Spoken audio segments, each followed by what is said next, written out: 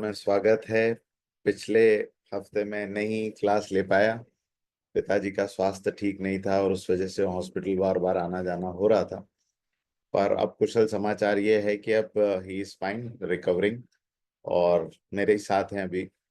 तो इस वजह से और वेडनेसडे को होने वाली थी क्लास। उस दिन अजय सर ने कहा कि वो बीएटी का उनका जो हमारा सेशन होता है 5 डेज वाला, वो एक सेशन उन्होंने कह दिया था, तो उसमें मैं बिजी रहा।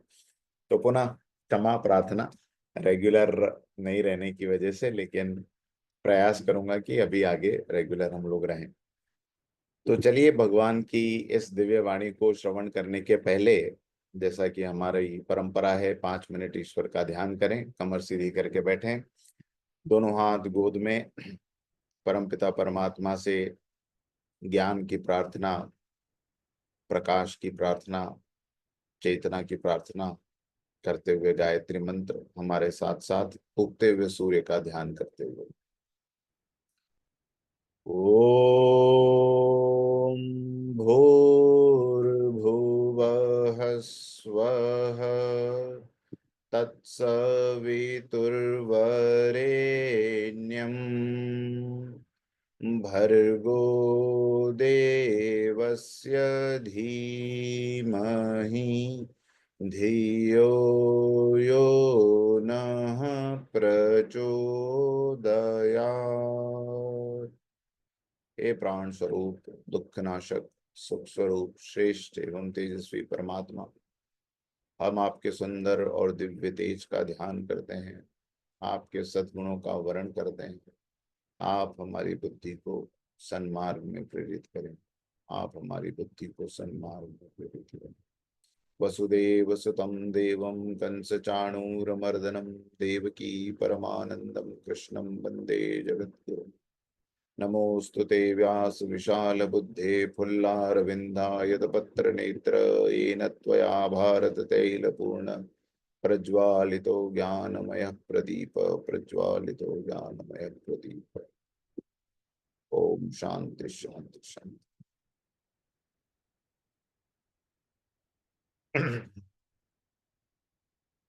तो अध्याय 2 हम पढ़ रहे थे। अध्याय 2 का श्लोक नंबर 19 से आज हमें प्रारंभ करना है। मेरी आवाज आ रही है आप सब लोगों को बराबर? हाँ, थम्स अप दीजिए। Yes sir. ग्रेट। चलिए, तो मैं स्लाइड्स शेयर करता हूं। पहले एक बार हम श्लोकों को पढ़ लेंगे, अभ्यास कर लेंगे और फिर उसके बाद में अर्थ पे जाएंगे।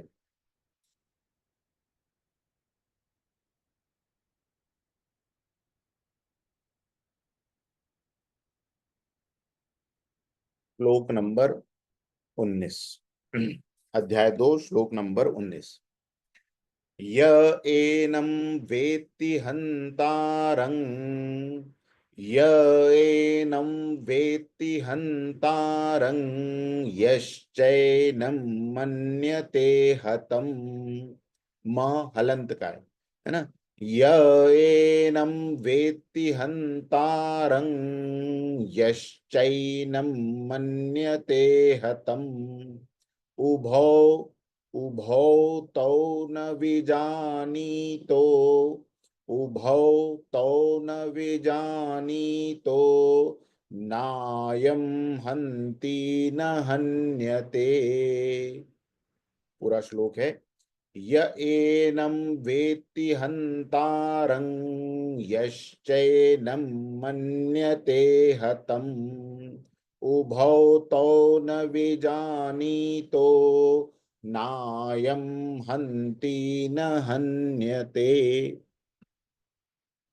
अगला भी एक श्लोक ले लेते हैं। अब ये श्लोक जो है वो त्रिष्टुप छंद है और ये अनुष्टुप छंद, इस तरह से अलग 2 छंदों में गीता है। तो इसको ऐसे कहेंगे, ये पद्य शैली में है। इसमें न जायते म्रियते वा कदाचिन्नायं भूत्वा भविता नाय भूयः। अजो नित्यः शाश्वतोऽयं पुराणो, न हन्यते हन्यमाने शरीरे। न जायते म्रियते वा कदाचिन् नायं भूत्वा भविता न भविता वा न भूयः अजो नित्यः शाश्वतोऽयं पुराणो न हन्यते हन्यमाने शरीरे। इस तरह से अनुष्टुप छंद की 4 मात्राएं, 4 चरण होते हैं। वेदा विनाशिनं नित्यं वेदा विनाशिनं नित्यं य एनम् अज अव्ययम, य एनम अज अव्ययम, अज है वो, अब वो संधि हो जाती है तो ऐसा पढ़ा जाएगा य एन मज मव्य, तो मज और मव्य ऐसा कोई शब्द नहीं है संस्कृत में। तो य एनम अज अव्ययम, अज है ना, कभी न जन्म लेने वाला, अज अव्यय है ना। कथम स पुरुष पार्थ, कथम स पुरुष पार्थ कंघातयति हन्ति कम, कम घा कंग कंग है ना, ड ड वो जो ब्रैकेट में दिया हुआ है वो बोलना नहीं है, लेकिन कम कम नहीं बोलना, कंग कंघातयति हन्ति कम। तो आज इन 3 श्लोकों को लेंगे। अभी सब भगवान कैरेक्टरिस्टिक्स बताते चल रहे हैं अर्जुन को, आत्मा के बारे में अर्जुन की जो मान्यताएं हैं, शरीर के बारे में अर्जुन की जो मान्यताएं हैं, और अर्जुन के माध्यम से हमारी जो कुछ मान्यताएं, शरीर के नष्ट हो जाने से, शरीर के प्राप्त हो जाने से, जो भी मान्यताएं हमारी है, भगवान उन सब मान्यताओं को एड्रेस कर रहे हैं। और भगवान 2 मत रख रहे हैं, आपको अभी पता चलेगा। अभी आपको लगेगा भगवान तो एक ही मत रख रहे हैं कि आत्मा न जन्म लेती है, न मरती, न आत्मा का विनाश होता है, लेकिन आगे चल के आपको पता चलेगा कि भगवान 2 मतों से अर्जुन को समझा रहे हैं। और तभी ये सांख्य हो सकता है ना। सांख्य की परिभाषा सुनील जी ने पूछी थी, तो सांख्य का मतलब है एनालिटिक्स। तो सांख्य योग क्या करता है, दूसरे अध्याय को सांख्य योग इसलिए कहा गया है कि analytical view point of view से, एनालिटिकल अप्रोच से एक सब्जेक्ट को, कि क्या शरीर के मर जाने से आत्मा भी मर जाती है, इस एक विषय को भगवान एनालिटिकल पॉइंट ऑफ व्यू से अर्जुन को समझाने की कोशिश कर रहे हैं, लॉजिकली उसको समझाने की कोशिश कर रहे हैं।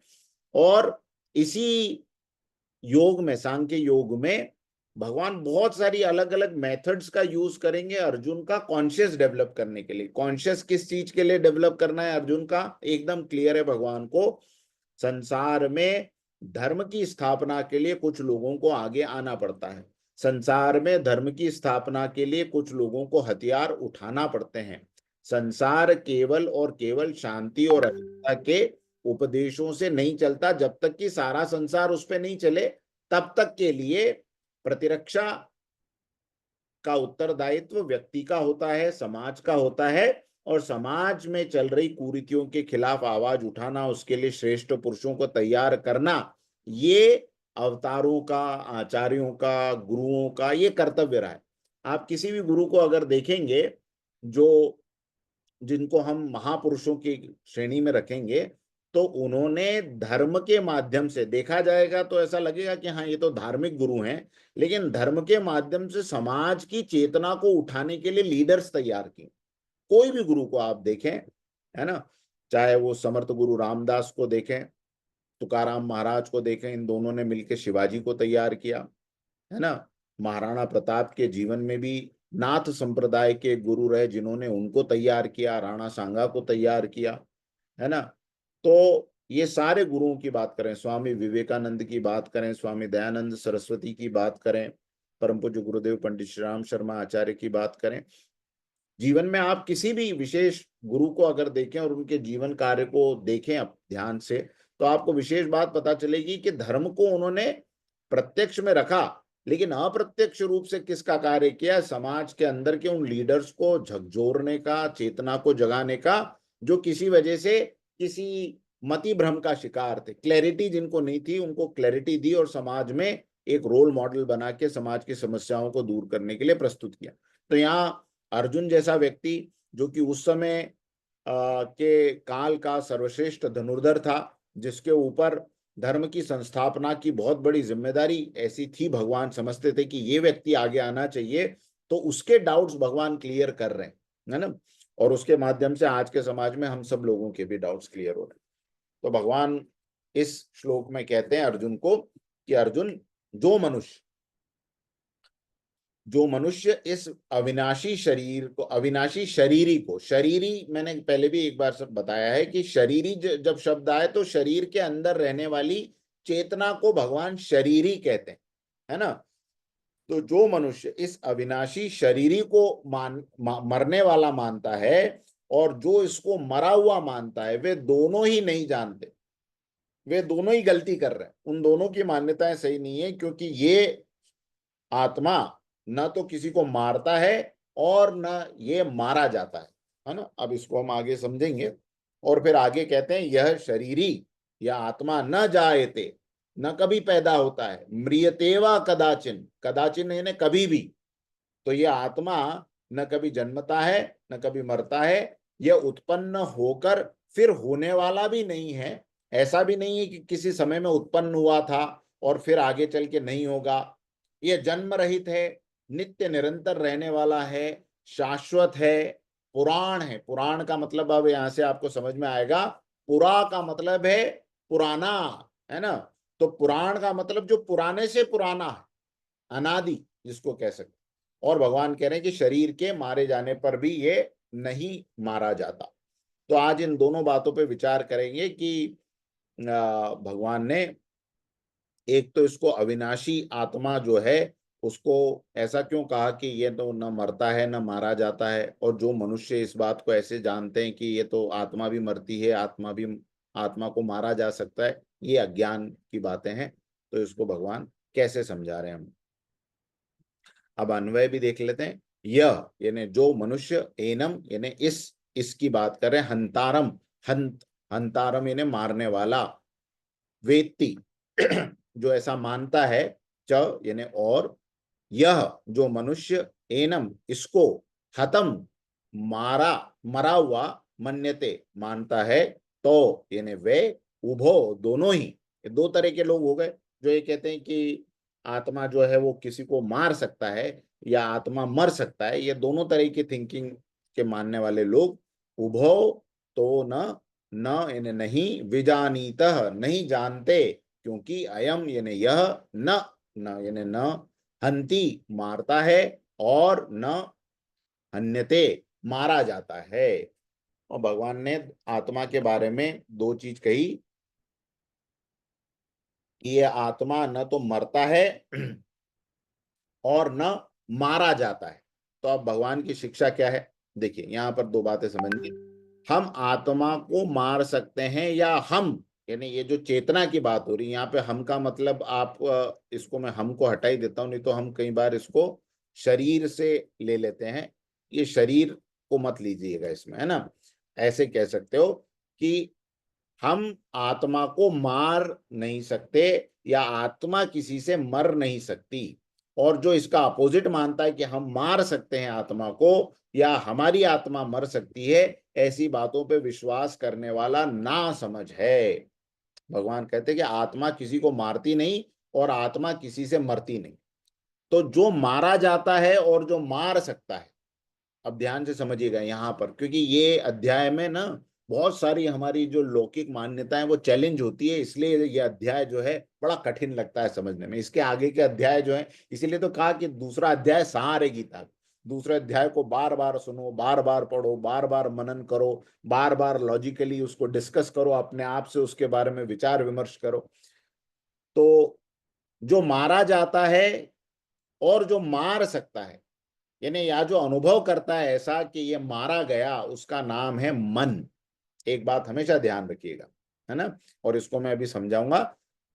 तो मारा जाता है और मार सकता है। देखिए क्या होता है, हम अपने आप को जब कांच में देखते हैं तो कैसे देखते हैं, इस शरीर को बार बार कांच में देख के हम कहते हैं कि ये ऋषि आचार्य है, ये सुबोध टोले है, ये जो कुछ इसका जो शरीर दिखाई दे रहा है, ये जो एंटिटी है, ये है हमारा जो नाम है वो, तो एक बात ध्यान रखिए, ये दो चीजें हमेशा साथ साथ चलती है, नाम और रूप। हमेशा ये याद रखना, जीवन में नाम और रूप हमेशा साथ साथ चलते हैं। इसका उदाहरण मैं आपको देता हूं। 1 मिनट के लिए आंखें बंद करिए, आंखें बंद करिए सब लोग, 1 मिनट के। अब मैं कुछ बोल रहा हूं आपका, ठीक है? हाथी, चील यानी ईगल, चूहा, ताजमहल, जलेबी, समुद्र, सूर्य। ठीक है, अब आंखें खोलिए। मैंने बोले थे कुछ नाम, तो जब मैंने हाथी बोला तो क्या आपको ऐसा ह और थ लिखा हुआ दिखाई दिया या हाथी दिखाई दिया? हाथी दिखाई दिया ना अरविंद जी? जब मैंने कहा सूर्य, तो आपको स में ऊ की मात्रा ऐसा दिखाई दिया या सूर्य का ध्यान आया? सूर्य का ध्यान आया, आया ना? तो ये बात हेंस प्रूव्ड होती है कि नाम और रूप एक साथ चलते हैं, है ना? सूर्य का जो दृश्य दिखाई दिया या ताजमहल या जलेबी का जो दृश्य दिखाई दिया, जो इमेजिनेशन जिधर गई, वो था रूप, है ना? रूप था ना। और मैंने क्या कहा था यहां से? केवल नाम। मैंने आपको जलेबी दिखाई क्या? नहीं दिखाई। मैंने आपको ताजमहल दिखाया क्या? नहीं दिखाया। लेकिन आपने ताजमहल देखा, कैसे देखा? नाम के साथ रूप क्या है? जुड़ा हुआ है। नाम और रूप जुड़ा हुआ है। तो क्या होता है, हम बार बार अपने आप को जब देखते हैं तो हम ऐसे देखते हैं, देखने वाले को हम नहीं देखते, जो दिख रहा है उसको हम समझते हैं अपना स्वरूप। तो ये जो दिख रहा है सामने शरीर, इसको हम अपना स्वरूप मान लेते हैं, और इसी तरह हम सामने वाले के शरीर को भी उसका स्वरूप मान लेते हैं। तो अगर ऐसा हो कि सुबोध जी ये जो दिखाई दे रहा है इसको ऋषि आचार्य समझ के डील करें, व्यवहार में तो ऐसे ही करना पड़ेगा।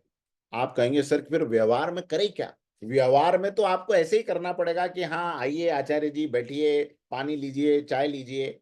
लेकिन ये रिलेटिव सत्य है, हमेशा ध्यान रखिएगा। सत्य दो तरह के होते हैं, एक रिलेटिव और एक रियल। जैसे इसको भी समझ लेते हैं एक बार। अगर मैं यहाँ पूना में बारिश हो रही है और मैं पूना में किसी व्यक्ति से बात कर रहा हूं और मैं उसको कह रहा हूं यार बहुत तेज बारिश हो रही है, तो ये सत्य रिलेटिव है या रियल है? अगर आप दिल्ली में हैं या मुंबई में हैं या रायपुर में हैं तो आपके लिए ये सत्य सत्य है कि झूठ है?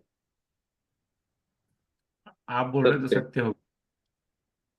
आपके लिए बताइए, मैं कह रहा हूं बहुत जोर से बारिश हो रही है और आप रायपुर में अपनी खिड़की के बाहर देख रहे हैं, आप कहेंगे सर यहां तो नहीं हो रही। तो क्या मैंने सच बोला है या मैंने झूठ बोला? आपने तो सच बोला ना सर, वहां तो हो रही है। हाँ, मैंने मेरे पर्सपेक्टिव से सच बोला, लेकिन यूनिवर्सल पर्सपेक्टिव से ये जरूरी नहीं कि ये सच सच हो। ये रिलेटिव है, ये रिलेटिव सत्य है, ये मेरे आसपास घट रहा सत्य है। तो जब हम किसी के साथ बातचीत में, व्यवहार में बातचीत करते हैं, तो उसके साथ में जो भी उसका नाम और रूप को हम बार बार अनुभव करते हैं, ये रिलेटिव सत्य है। क्यों? क्योंकि ये नाम और रूप थोड़े समय के लिए इस व्यक्ति को ऐसा मिला है। अरविंद जी को उनके दोस्त बचपन में भी अरविंद कहते थे, आज भी अरविंद कह रहे हैं, और थोड़े से बूढ़े होने के बाद भी अरविंद कहेंगे। लेकिन अरविंद जी का रूप जो है वो क्या हुआ है? बदलता रहा है कि नहीं रहा है? तो किस अरविंद जी को अरविंद अरविंद कहते थे? बचपन वाले अरविंद को, जवानी वाले अरविंद को, 30 35 40 वाले अरविंद को, 50 60 वाले अरविंद को? कौन से अरविंद एक्चुअल अरविंद? तो समझ में आ रही है?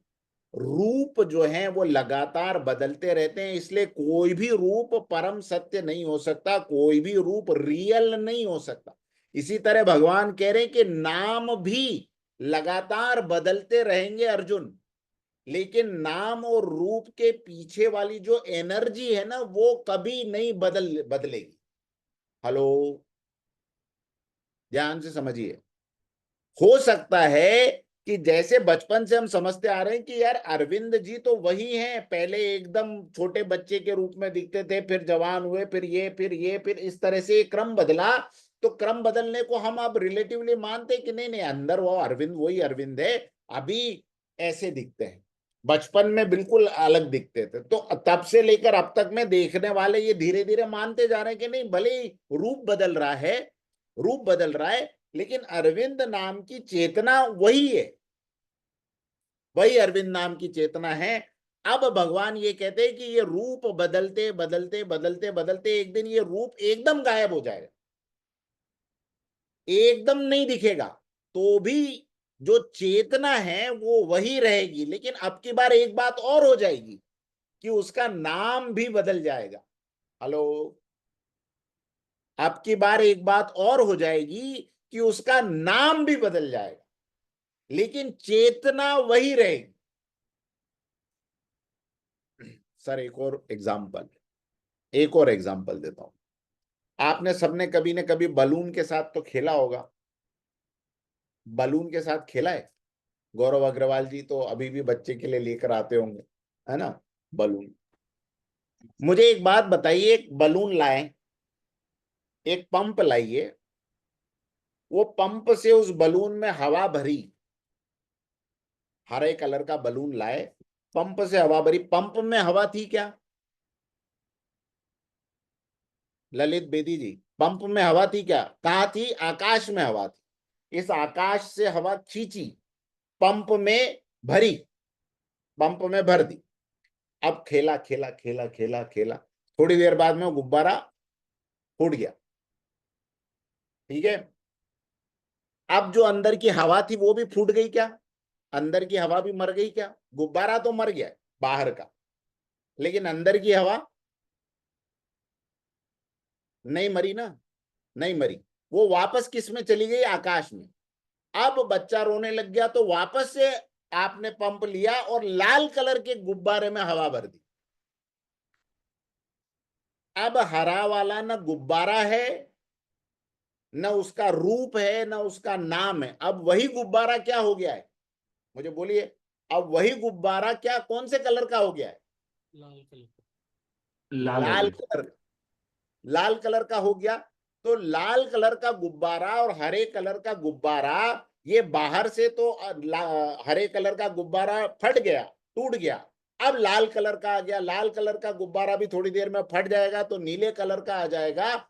तो नीले कलर का गुब्बारा, लाल कलर का गुब्बारा, हरे कलर का गुब्बारा, इसके नाम और इसके रूप तो बदलते रह रहे हैं, लेकिन अंदर की जो हवा है वो वो वही है, जो उसमें थी, जो इसमें थी, जो इसमें थी, और जो आगे भी रहेगी।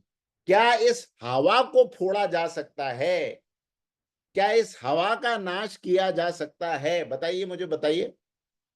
तो अगर कोई कहे कि हवा को फोड़ा जा सकता है, हवा का नाश किया जा सकता है, तो वो अज्ञानी है या वो भूल कर रहा है, ऐसा कहेंगे कि नहीं कहेंगे? कहेंगे। हम समझदार लोग ये कहेंगे कि अरे भैया, खाली वो ऊपर का जो कवर था वो फूट गया है, हवा अपनी जगह जस की तस है, नया गुब्बारा लाओ, उसके अंदर फिर से डाल दो, फिर से गुब्बारा बन जाएगा। यही भगवान अर्जुन को मनुष्य के शरीर के बारे में कह रहे हैं। हम सब अलग अलग नाम और रूप वाले गुब्बारे हैं, ये जो बाहर है। किसी का नाम अरविंद सोनी है, किसी का नाम अरविंद महरिया है, किसी का नाम ऋषि आचार्य है, किसी का नाम अमित काशिद है। ये सब गुब्बारों के वो नाम हैं। अंदर, जो अंदर है ना, उसका वो कोई नाम नहीं, कोई रूप नहीं, कोई रंग नहीं, ना उसका कोई नाश कर सकता है। ये गुब्बारे जैसे बाहर के गुब्बारे थोड़े दिन रहते हैं और एक दिन फूट जाते हैं, वैसे ये सब गुब्बारे अनित्य हैं, विनाशी हैं। इनके भीतर बैठी हुई वो चेतना अविनाशी है। इसलिए भगवान ने पहले कहा था ना, अविनाशी तू ये तद विद्यम है। अर्जुन, अविनाशी तो तू उसको जान जो अंदर है और जिससे ये सारा जगत परिपूर्ण है। अच्छा, मुझे एक बात बताइए, अगर ये गुब्बारा यहाँ पे मैंने पूना में भरने की कोशिश की तो उसमें हवा भर दी जाएगी, भर जाएगी, और क्या रायपुर में सुबोध जी ने भरने की कोशिश की तो उनको नहीं मिलेगी? उनको भी मिलेगी। कलकत्ता में अरविंद जी ने फुलाने की कोशिश की तो उनको भी मिलेगी, और गौरव अग्रवाल जी ने कोशिश की तो उनको भी मिलेगी। तो हवा से तो ये सारा जगत परिपूर्ण है, कहीं से भी भरने की कोशिश कर दो वो गुब्बारे में चली जाएगी। इसी तरह ये जो आत्मा नाम की सत्ता है ना, इससे ये सारा जगत परिपूर्ण है, ये हमें मानना पड़ेगा। और ये मानने से क्या होगा, हमारी ये क्लैरिटी बन जाएगी कि शरीर रूपी गुब्बारों में जो कुछ भरा हुआ मटेरियल है वो अविनाशी है। अच्छा, फिर मुझे एक बात बताइए, हम सब ने अपने अपने घरों में, अपने अपने शहरों में गुब्बारे फुलाए, तो आप ये तो जरूर कह सकते हैं, रैशनल, देखो सांख्य योग में ही चल रहे हैं इसलिए मेरे को आपको इतने लॉजिक देने पड़ रहे हैं, गुब्बारे से सब समझ में आ जाएगा। आप ये तो कह सकते हैं कि ये रायपुर वाला गुब्बारा है, आप ये तो कह सकते हैं कि ये कलकत्ता वाला गुब्बारा है, प्रमोद जी कह सकते हैं सर ये मुंबई वाला गुब्बारा है, मैं कह सकता हूं ये पूना वाला गुब्बारा है। लेकिन क्या मैं हवा को भी ये कह सकता हूं कि ये रायपुर वाली हवा है, ये मुंबई वाली हवा है? अरे भाई, हवा हवा है, हवा का क्या है? हाँ, हवा हवा है, इसको नहीं कह सकते कि ये रायपुर वाली हवा है। हाँ, अभी यहां पर है, इसका मतलब ये जो पार्टिकल यहां पर है, वो पार्टिकल और पूना के पार्टिकल में गुणवत्ता में कोई अंतर नहीं, हवा सब जगह एक जैसी है, गुब्बारों में जरूर अंतर हो सकता है। इसी तरह ये हमारा आत्मा नाम का जो तत्व है ना, ये होता है। अब इससे एक बात की और क्लैरिटी आनी चाहिए कि सर इस प्रकार से जब हवा सब जगह एक जैसी सर्वत्र विद्यमान है और हवा का भेद नहीं होता, किसी भी गुब्बारे में वो हवा चली जाए, गुब्बारे का नाम रूप कुछ भी हो सकता है, हवा का कोई नाम रूप नहीं हो सकता, क्या इसी तरह आत्मा का कोई नाम रूप नहीं हो सकता? अर्थात आत्मा सबके अंदर एक ही विराजमान है, कि अरविंद जी की आत्मा अलग है, ऋषि आचार्य जी की आत्मा अलग है, सुबोध टोले जी की आत्मा अलग है, दिनेश शर्मा जी की आत्मा अलग है? क्या है, क्या लगता है? मेरा प्रश्न है। हवा तो जो है वो सब जगह है, हवा तो सब जगह है, लेकिन आत्मा क्या सबकी अलग अलग है? हवा तो एक है, हमने देख लिया, लेकिन आत्मा सबकी एक है कि आत्मा सबकी अलग अलग? आत्मा सबकी अलग है, नहीं सॉरी, आत्मा सबकी एक है, उसके ऊपर के जो संस्कार है वो अलग है। बहुत सुंदर, बहुत सुंदर।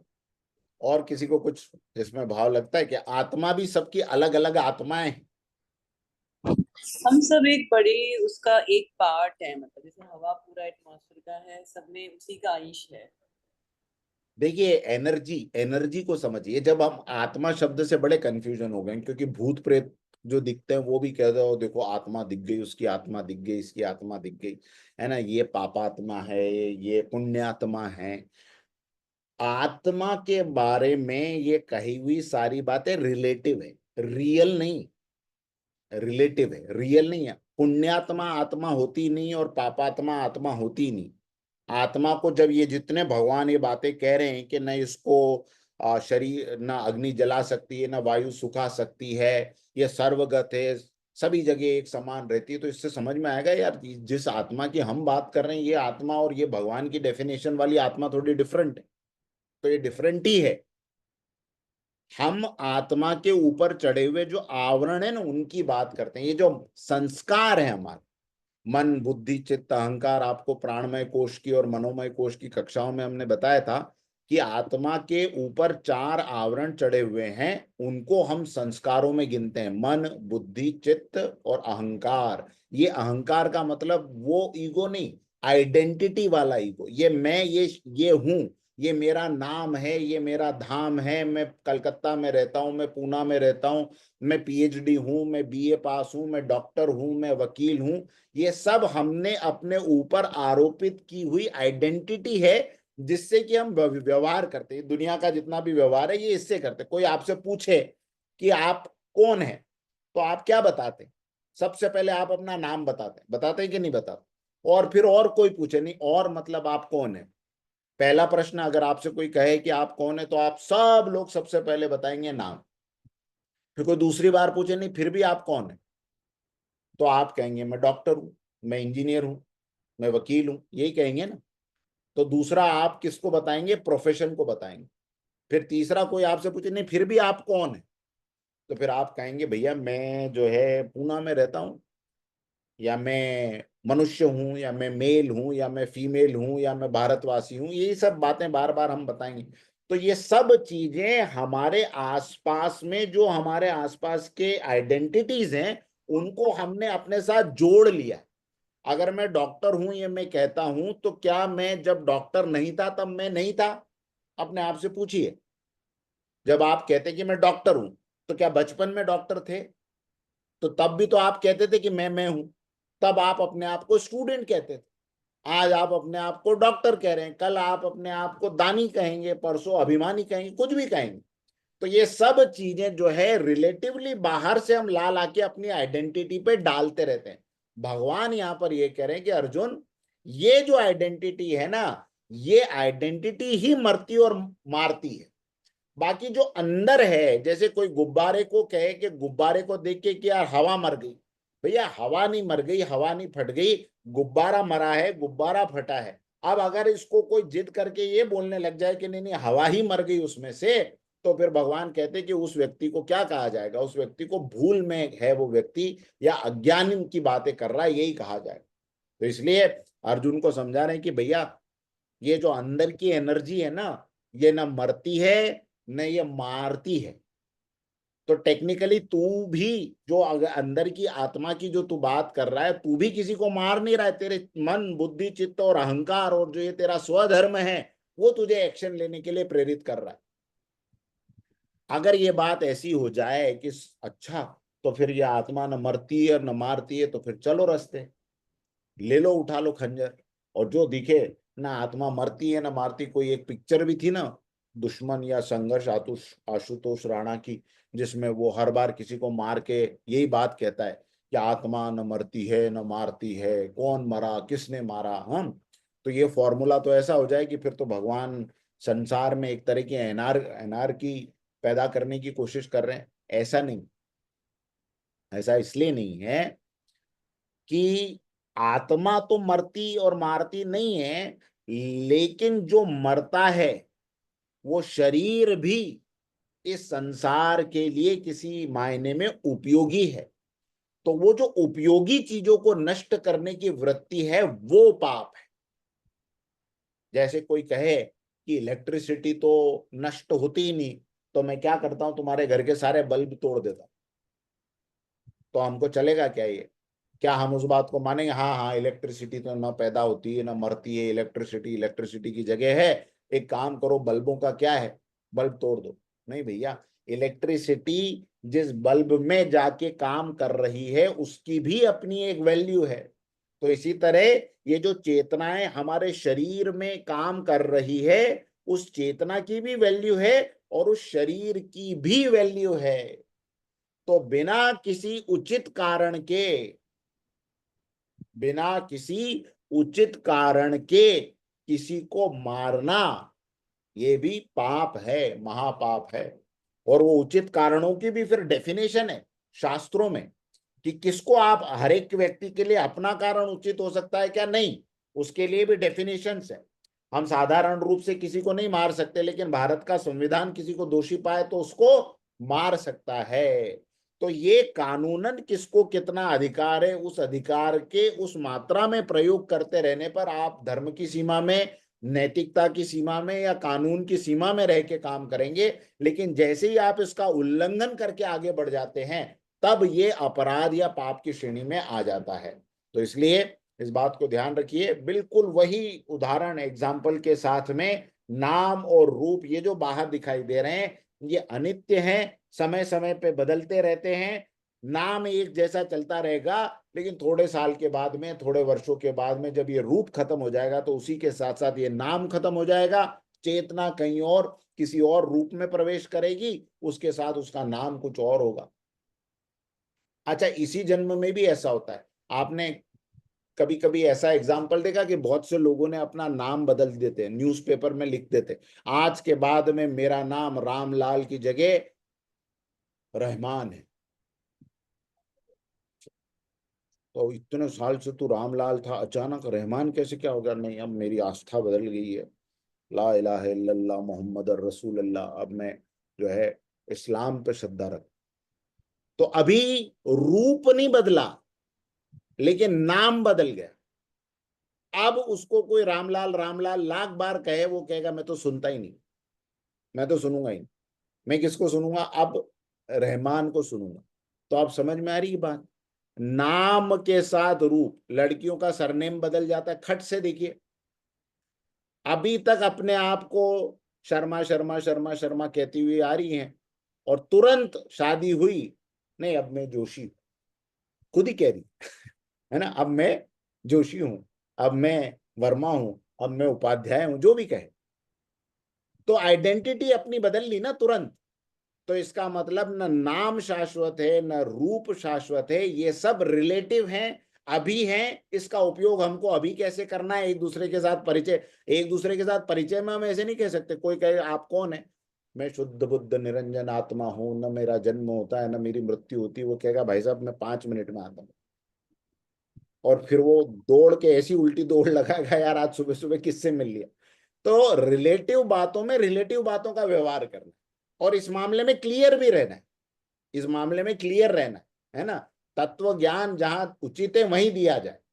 इसलिए अधिकारी के सामने ज्ञान की चर्चा करने की बात आपको शास्त्रों में हर जगह मिलेगी, कि अधिकारी की व्यक्ति के सामने अपनी बात को कहो, नहीं तो उस स्तर पे व्यवहार करो जिस स्तर पर वो आपके साथ में व्यवहार कर रहा। तो भगवान यहाँ अर्जुन को उसके अधिकार को जानते हैं भगवान, कि ये अधिकारी व्यक्ति है, इसलिए उसको ये सारी चर्चाएं करते। देखिए, भीम से जाके नहीं कहा, या युधिष्ठिर से भी जाके नहीं कहा, अर्जुन के साथ ये सारी बातों की चर्चा भगवान कर रहे हैं। श्लोक नंबर 20 में भगवान क्या कहते हैं? अयम, यह शरीरी, न यानी न यानी कभी नहीं, कदाचित कभी भी, जायते जन्मता है, वाह यानी और, न म्रियते न मरता है। कौन? यह शरीर यानी यह आत्मा, न कभी जन्मती है और न कभी मरती है। वाह तथा यह उत्पन्न होकर फिर भूय यानी फिर भविता होने वाला नहीं है, यानी उत्पन्न होके दोबारा वापस उत्पन्न होने वाला भी नहीं है। तो ये कैसा है? यह जन्म रहित है, नित्य रहने वाला है, शाश्वत है, अनादि है, और शरीर के मारे जाने पर भी ये नहीं मारा जाता। अगेन याद करिए बलून को, क्या ये डेफिनेशंस बलून पे फिट हो रही है? कि अगर मैं कहूं कि यह हवा न कभी जन्म लेती है, न कभी मरती है, न पैदा होती है, न नष्ट होती है, ये जन्म रहित है, नित्य निरंतर रहने वाली है, गुब्बारे के फूटने पर भी ये हवा नहीं फूटती, ये हवा नहीं मरती, तब आपको लगेगा हाँ बात बिल्कुल सही है। यही लॉजिक है। भगवान उसको उस चेतना के बारे में याद दिला रहे हैं कि ये सब शरीरों के नष्ट होने पर भी ये नहीं नष्ट होती। तो क्यों? क्योंकि एक रूल है, बेसिक रूल है इस दुनिया का, साइंस भी उसको प्रूव करता है कि अगर किसी चीज ने जन्म लिया है, अगर किसी चीज को आपने क्रिएट किया है, तो वो पैदा हुई चीज एक न एक दिन नष्ट होगी, अवधि कुछ भी हो, 1 सेकंड की भी हो सकती है, 1 करोड़ साल की भी हो सकती है, लेकिन एक न एक दिन वो नष्ट होगी, क्योंकि वो चीज पैदा हुई है, वो बनी है, इसलिए वो एक न एक दिन नष्ट होगी।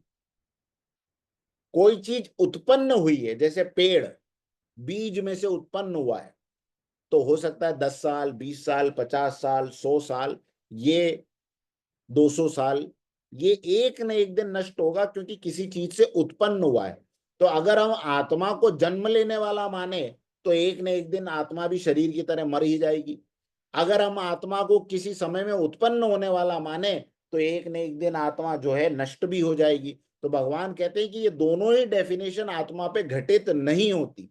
तो घटित किस पे होती है? उत्पन्न कौन होता है, नष्ट कौन होता है, जन्म कौन लेता है, मृत्यु किसकी होती है? वो इन शरीरों की होती है, जो कि इस यूनिवर्सल आत्मा के अंदर पंप से जैसे हवा भर के गुब्बारे में डाल दी गई, उसी तरह आत्मा नाम की चेतना को एक शरीर का नाम और रूप मिल गया। इस वजह से इस एंटिटी को हम XYZ कहने लगे, लेकिन वो XYZ एंटिटी एक्चुअल रियल नहीं है, रिलेटिव है।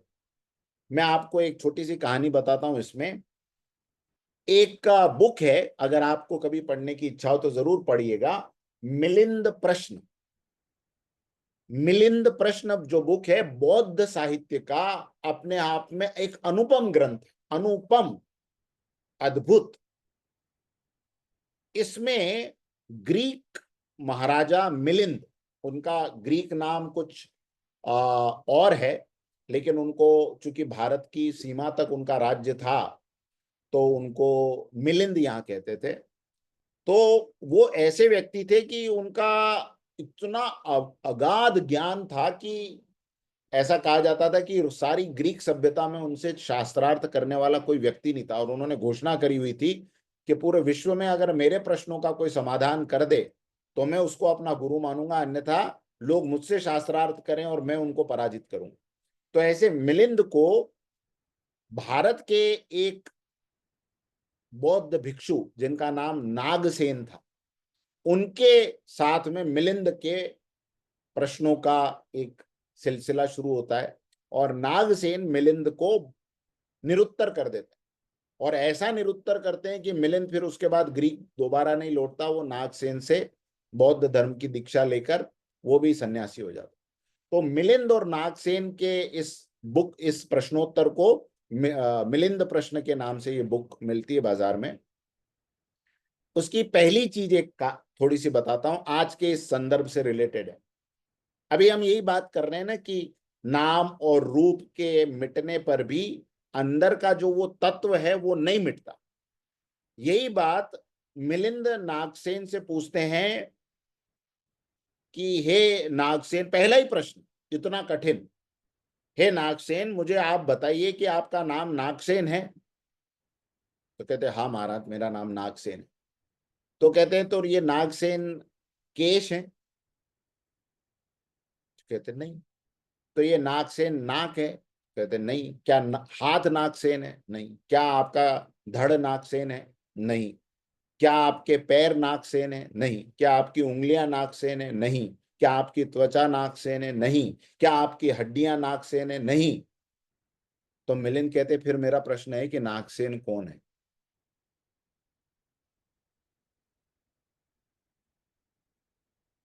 ये प्रश्न है नागसेन से। अब आपको क्या लगता है नागसेन ने क्या जवाब दिया? भारतीय ऋषियों की प्रज्ञा को देखिए, नागसेन उस समय केवल 17 वर्ष के थे।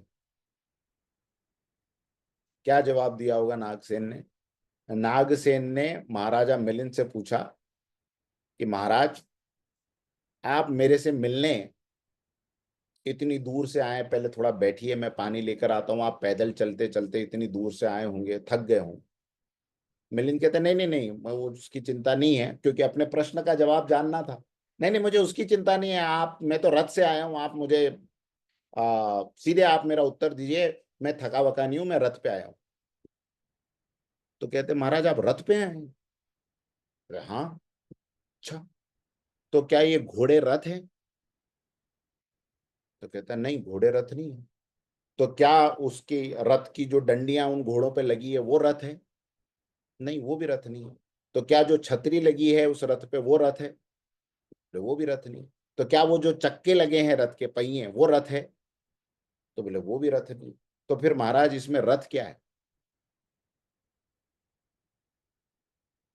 17 वर्ष का नाग से मिलिंद निरुत्तर, क्या क्या जवाब? उनको लगा अब मैं किसी प्रज्ञावान, शीलवान, बोधवान व्यक्ति से मिला।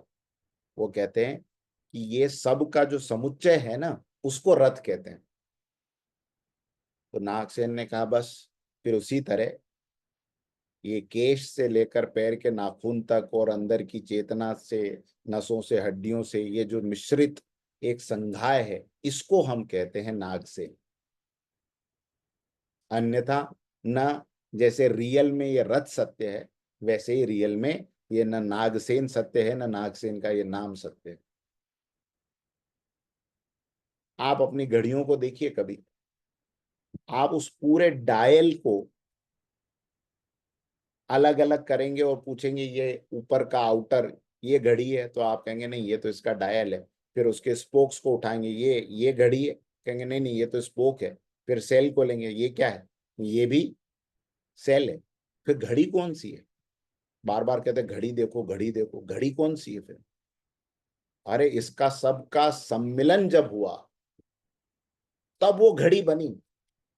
ये जो एकत्रीकरण है बस यही घड़ी है, इसके अलावा घड़ी का कोई अस्तित्व नहीं है। इसी तरह ये जो हमारा आसपास ये आंख नाक कान मुंह सब दिखाई दे रहे हैं, और इसके अंदर का जो ब्रेन हमारा फंक्शन कर रहा है, इसके अंदर के हमारा ऑर्गेनिज्म जिस तरीके से चल रहा है, इन सब की सम्मिलित चेतना को हम एक नाम और एक रूप से जानते मानते हैं, लेकिन इनमें से कोई भी रियल नहीं है। जैसे गुब्बारा फूटते ही अंदर की हवा बाहर की हवा में मिक्स हो जाती है, वैसे ही इस शरीर के अंदर रहने वाली चेतना, फिर उसको आप कुछ भी नाम दो। ये नाम तो भारतीय दर्शन ने दिए ना, आत्मा, परमात्मा। ग्रीक दर्शन में इसको सोल कह लेंगे, इस्लाम में इसको रूह कह लेंगे, नास्तिक अनात्म दर्शन में इसको केवल चेतना कहेंगे। तो ये सब जो बाहर दिखाई दे रहा है और जो अंदर चल रहा है, ये जब सब कुछ डिसमेंटल हो जाएगा तो जो कुछ है वो हमेशा से था, वो हमेशा से है और वही हमेशा से रहेगा। तो फिर किसके बारे में चिंता करना है? अर्जुन को बार बार भगवान जो समझाने की कोशिश करे कि अर्जुन ये सब एक समय के लिए इकट्ठा हुआ है, एक समय के बाद ये सारी चीजें अलग हो जाने वाली है। तो तू जिसके बारे में शोक कर रहा है वो बात तो शोक करने योग्य है ही नहीं। क्यों?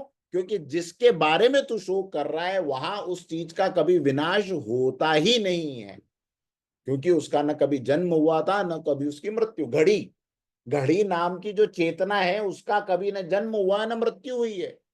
हवा नाम की जो एंटिटी है वो गुब्बारे के मरने से, गुब्बारे के फूटने से न हवा जन्म लेती थी न गुब्बारे के फूटने से हवा की मृत्यु होती थी। इसी तरह ये हमारे शरीर के अंदर की चेतना को भगवान ने आत्मा कहा। तो जन्म है, मृत्यु है, आना है, जाना है, परिवर्तन है, लेकिन ये सब बाहर का है, बहुत सतही है। रेत के महल पानी की लहर पे जैसे हम बनाते हैं, रेत के महल पानी के समुद्र के तट पे एक लहर आती है, वही महल अभी जो दिखाई दे रहा है, वही आकार जो अभी दिखाई दे रहा है, वापस रेत हो जाता है। तो वो आकार क्या था? वो आकार क्या था? वो थोड़े समय के लिए आपने बनाया, थोड़े समय रहा, एक लहर आई, वापस से उसकी मूल प्रकृति में वो आकार लौट गया, सब जगह वापस रेत के कण दिखाई देने लग जाते हैं। पानी की लहर क्या है? समुद्र के ऊपर दूर से दिखाई दे रहा है कि एक लहर बड़ी बड़ी बड़ी बड़ी और बड़ी बड़ी बड़ी, धीरे धीरे धीरे धीरे तट तक आते आते वो लहर वापस खत्म हो। अब आप समुद्र को देखोगे तो समुद्र रियल है, लहर रिलेटिव है।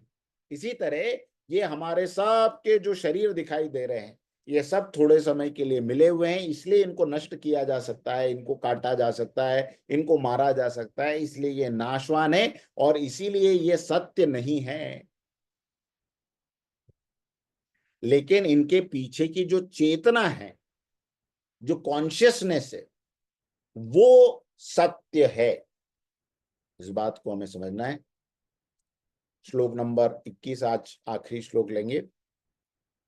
इसलिए भगवान कहते हैं कि हे प्रथानंदन, पार्थ को प्रथानंदन कहते हैं, यह जो पुरुष इस शरीर को यानी इस आत्मा को अविनाशिम, अविनाशी, नित्यम, सदा, अजम, जन्म रहित और अव्यय जानता है, वेद यानी जानता है, स यानी वह, कथम कैसे, कम किसको, हंति यानी मारे, और कम कैसे, घातयति मरवाए।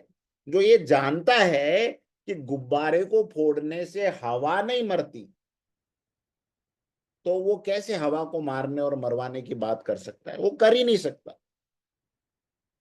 तो इसलिए ऐसा कहा जाता है कि आप कहते, आपने बहुत से दर्शनों में पढ़ा होगा कि जो ब्रह्म को जानता है वो ब्रह्म के समान हो जाता है, और फिर उसको, चाहे उसको मारा जाए या वो किसी को मारे, उस चेतना पर ये पाप की परिभाषा घटित ही नहीं होती, क्योंकि वो ये बात अंदर से जानता है। अब आप बाहर से कुछ भी मान लो, लेकिन अंदर से तो आप मान रहे हो कि मैंने इस एक व्यक्ति को, ऋषि आचार्य नाम के व्यक्ति को मारना, यानी ऋषि आचार्य की चेतना को मारना ये है। और भले ही बाहर से आप कितने भी श्लोक दोहराओ तो आपको पाप लग जाएगा। क्यों लग जाएगा?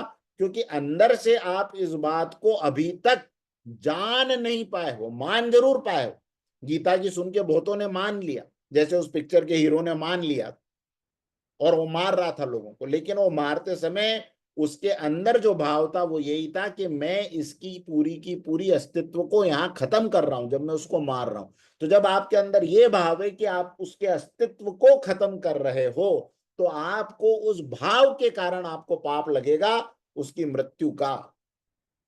लेकिन जो ये बात जानता है कि न मैं मरता हूं न मैं मारता हूं, जैसे भगवान कृष्ण मरने के समय में, जैसे यीशु मसीह ये बात जानते थे कि शरीरों के मर जाने से मेरी मृत्यु नहीं होती। जैसे मीराबाई, जहर का प्याला राणा जी ने भेजा, पीवत मीरा हासी रे। राणा जी ने पति उनके, हाँ, उन्होंने जहर का प्याला मीरा को भेजा और उसको लेकर मीरा हंसी। क्यों हंसी? क्योंकि मीरा को हंसी इस बात क्या है कि राणा जी को लगता है कि ये शरीर का नष्ट हो जाना मीरा का नष्ट हो जाना है। जीसस क्राइस्ट ने भगवान से प्रार्थना की कि हे प्रभु इनको माफ करना, क्योंकि ये नहीं जानते कि ये क्या कर रहे हैं। इनको लग रहा है कि ये मुझे सूली पर चढ़ाने से, मेरे शरीर को नष्ट कर देने से मेरी चेतना को नष्ट कर पाएंगे, ये अज्ञानी है, इनको माफ करना। तो भगवान कहते हैं कि वो फिर किसको न मारता है न वो किसी को मरवाता है। जो इस प्रकार के सत्य को भली भांति अंदर से जान चुका है, ऐसा अनुभव कर चुका है, ऐसे मनुष्य के लिए कोई हिंसा वास्तविक हिंसा नहीं होती, ना उसे हिंसा का पाप लगता है। आपको मैं एक बड़ी बात बताऊं, वेदों में एक सूत्र आता है, छोटा सा सूत्र है, उस सूत्र को कहते हैं वैदिकी हिंसा हिंसा न भवति। वैदिकी हिंसा हिंसा न भवती। अब इस सूत्र का बहुत गलत उपयोग किया बलि प्रथा को साबित करने के लिए कि यज्ञों में जो बलि दी जाती थी उसको कहा जाता था कि ये वैदिकी हिंसा है, ये हिंसा नहीं है। क्यों नहीं है?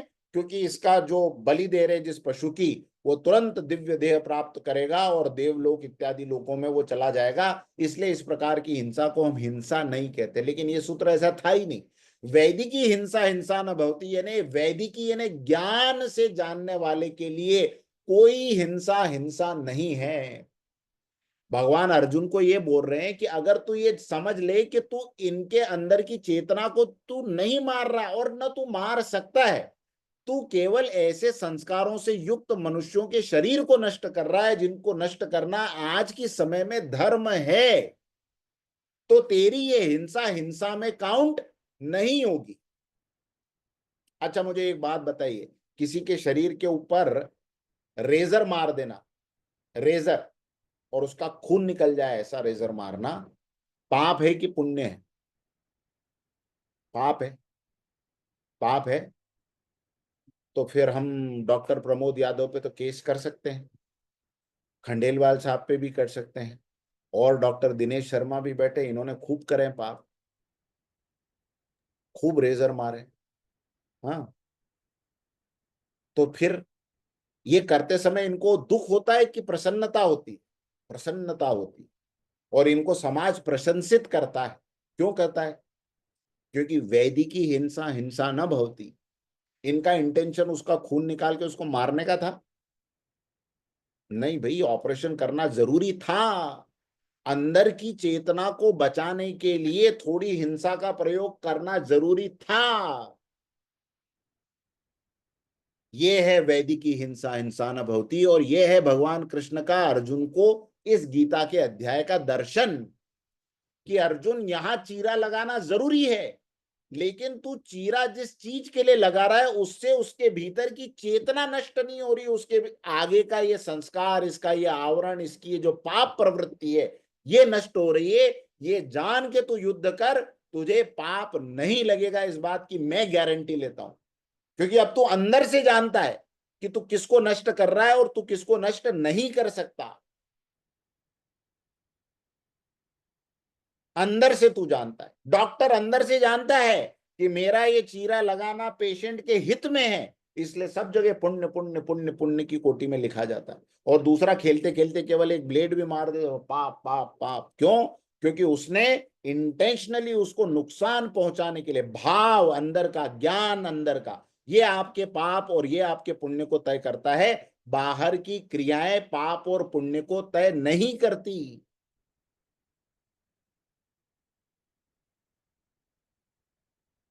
आप समझ रहे हैं इस बात को?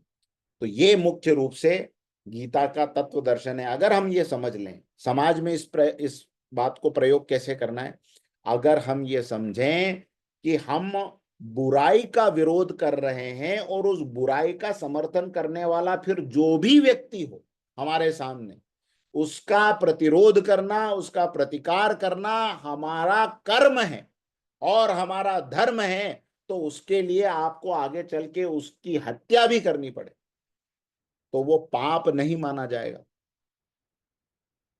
हमारे शहीदों ने बहुतों की हत्या करी। भगत सिंह ने लाला लाजपत राय का वध करने वाले सैंडर्स को उड़ाया कि नहीं उड़ाया? उड़ाया।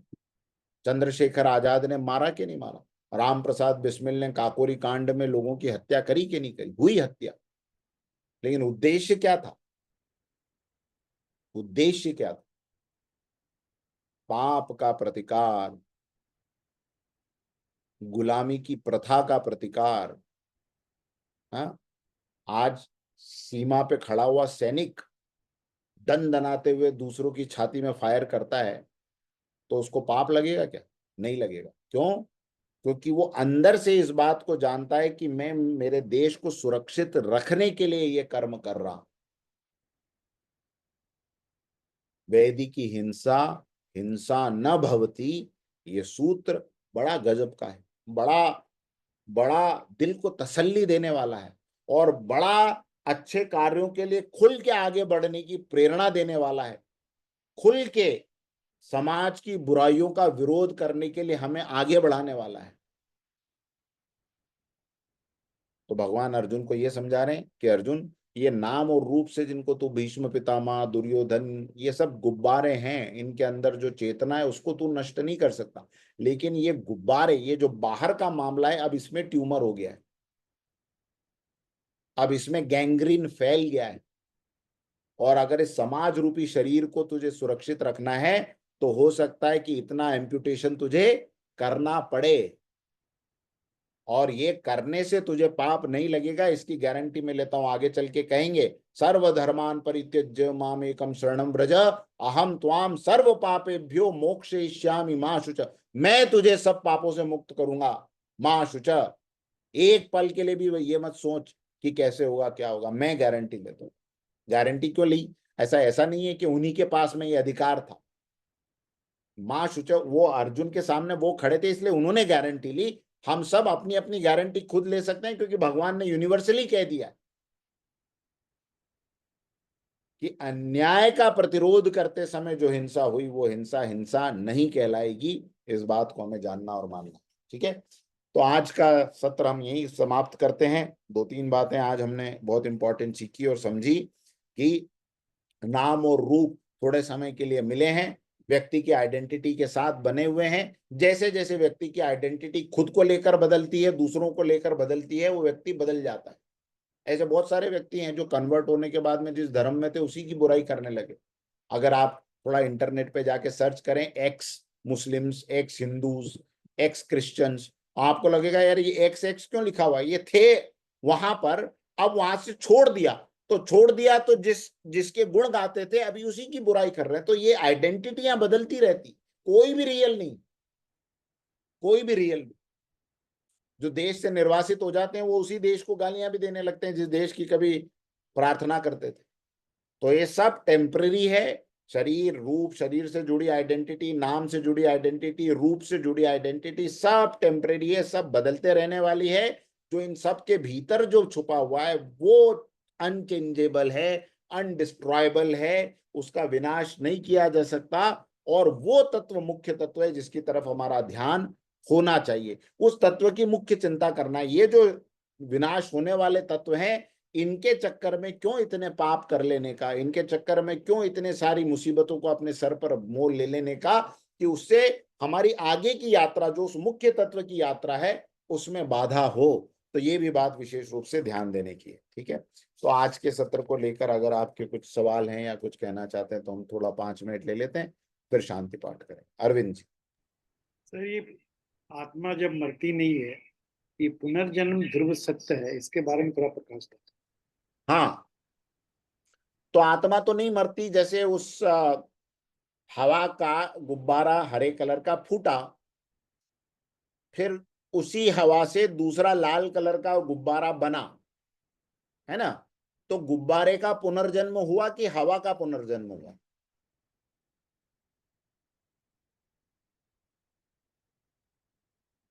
अरे पुनर्जन्म किसका हुआ? हवा का पुनर्जन्म नहीं बोल सकते ना, क्योंकि हवा तो जैसी थी वैसी थी, इधर से चली गई, इधर वाले में भर गई, तो हवा का पुनर्जन्म नहीं है। हवा केवल एक गुब्बारे को छोड़ के दूसरे गुब्बारे में चली गई। जन्म किसका हुआ? गुब्बारे का हुआ, एक नया गुब्बारा सामने आया, है ना। तो आत्मा का कोई जन्म नहीं होता और आत्मा की कोई मृत्यु नहीं होती, ये कह ही दिया तो पुनर्जन्म तो फिर सवाल ही नहीं होता। पुनर्जन्म किसका होता है? पुनर्जन्म होता है ये पंच महाभूतों के पीछे जो संस्कारों की पोटली है, मन, बुद्धि, चित्त और अहंकार। ये शरीर भी नष्ट हो गया तो शरीर का भी पुनर्जन्म नहीं होता, आत्मा का भी पुनर्जन्म नहीं होता, तो फिर पुनर्जन्म होता किसका है? और ये बात के लिए समूचा बौद्ध दर्शन, मतलब भारतवासियों को बौद्ध दर्शन का कृतज्ञ रहना चाहिए। इस बात को बहुत क्लैरिटी से भगवान बुद्ध ने रखा। भगवान बुद्ध की देशना है, मैं परमात्मा को नहीं मानता, मैं आत्मा को नहीं मानता, लेकिन फिर भी मैं पुनर्जन्म को मानता हूं। तो बहुत से लोग प्रश्न करते भाई, परमात्मा को नहीं मानते, आत्मा को नहीं मानते, तो प्रभु फिर पुनर्जन्म किसका हो रहा है? तो भगवान बुद्ध कहते थे कि ये आत्मा एयर की तरह, ठीक है, वो बलून की तरह है, वो भी मिट गया, ये एयर मिट नहीं सकती। अब बचा मामला क्या? बचे वो पार्टिकल्स जिससे कि ये वाला बलून भी बना था और ये वाला बलून भी बना है ना। तो उनका जन्म हो सकता है, बार बार इस तरह के बलूनों में वो पार्टिकल यूज किए जाएंगे, पुराना वाला पार्टिकल नष्ट हो जाएगा, नया वाला बन जाएगा।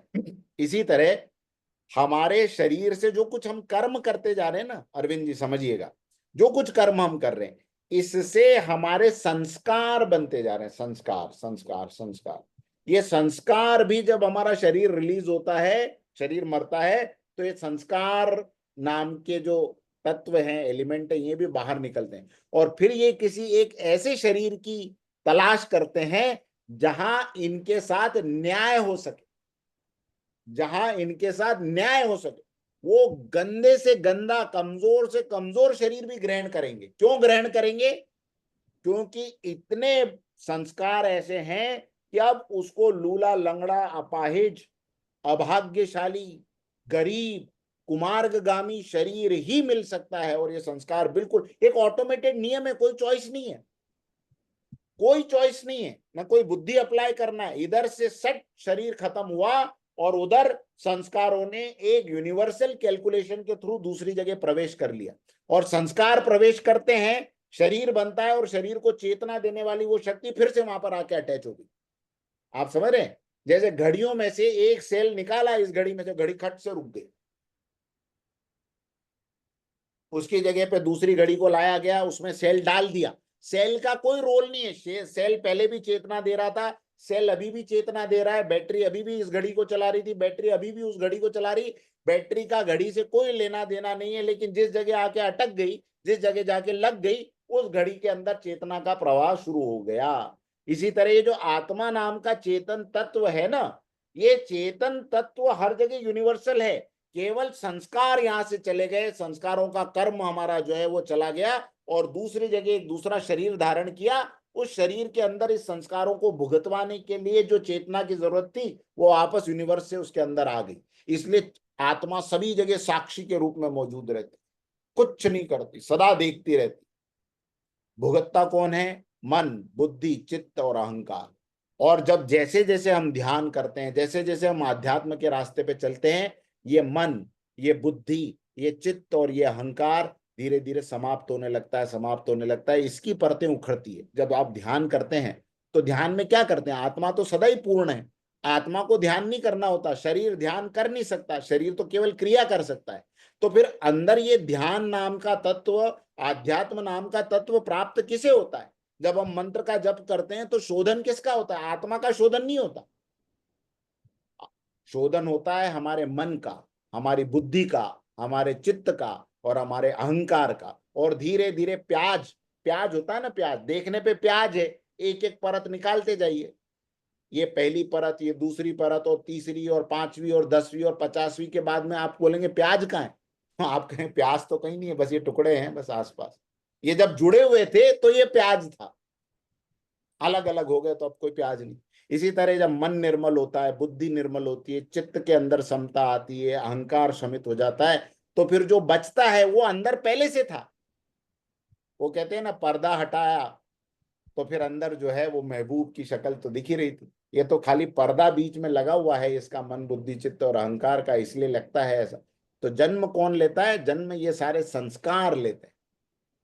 संस्कारों की पोटलियां इधर से उधर, उधर से उधर, उधर से उधर होती रहती।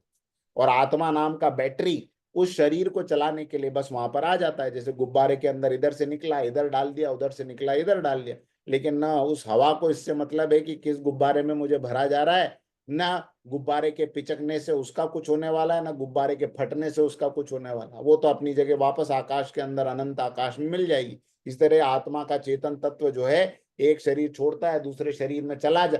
भगवान इसमें आगे कहेंगे। आपको मजेदार बात, सब अगर ध्यान से पढ़े गीता को, इतनी ध्यान से कोई पढ़े तो उसको समझ में आ जाए। भगवान ये कहते हैं कि जैसे एक शरीर छोड़ता है वैसे दूसरे शरीर को प्राप्त कर लेता है। प्राप्त कर लेने का मतलब ये है कि वो नहीं ढूंढता, ऑटोमेटेड है। पूरा यूनिवर्स, पूरा कॉस्मोस ऑटोमेटेड है। There is no choice. Choice केवल जब तक हम इस बॉडी में तब तक है कि आप अपने संस्कारों को किस तरफ ले जाना चाहते हैं, आप अपने कर्मों को किस प्रकार करना चाहते हैं। उसके बाद देयर इज नो चॉइस। मतलब आप ये सोचे कि नहीं इतने सारे पाप हैं लेकिन मुझे इंद्र की पदवी तो मिल ही जाए, अरे भाई कहां से? ये सोचने भर का भी टाइम नहीं रहेगा। इधर आंख बंद हुई और उधर एक शरीर तैयार, सामान्य मनुष्यों के लिए। ये नियम है। एक एक महाभारत में एक दृष्टांत आता है कि कैसे नया शरीर प्राप्त होता है। आई थिंक युधिष्ठिर पूछते हैं या यक्ष पूछता है, तो युधिष्ठिर उसमें उत्तर देते हैं कि जैसे एक टिड्डा होता है, टिड्डा एक जीव होता है, हरे कलर का, आपने देखा होगा राम जी का घोड़ा या क्या कहते हैं उसको, है ना। तो वो एक एक पेड़ से, मान लो एक पत्ते से दूसरे पत्ते पे उसको जाना होता है ना, तो कैसे जाता है? एक अपना एक आगे का पैर वो नए वाले पत्ते पे रखता है, और जब तक वहां पैर जमता नहीं है तब तक यहां से छोड़ता नहीं है। ऐसे ही शरीर का संसरण होता है। इधर से आत्मा निकली नहीं ग्रास हॉपर, उतने में दूसरे शरीर में उसका प्रवेश, मतलब यहां से निकलना और वहां प्रवेश होना, बिल्कुल भी इसमें अवधि का डिफरेंस नहीं है, बिल्कुल भी। तो क्या ये सबके लिए होता है? नहीं, ये सबके लिए नहीं होता। कुछ आत्माएं ऐसी है जिनके संस्कार इतने ज्यादा उच्च हैं, इतने ज्यादा शुद्ध हैं, या इतने ज्यादा नीच हैं, इतने ज्यादा ग्रॉस हैं, गहरे हैं, कि उनके लिए सहज में दूसरा शरीर उपलब्ध नहीं हो पाता। तो ऐसी आत्माओं को कई बार, कई वर्षों तक, कई बार कई युगों तक इंतजार करना पड़ता है।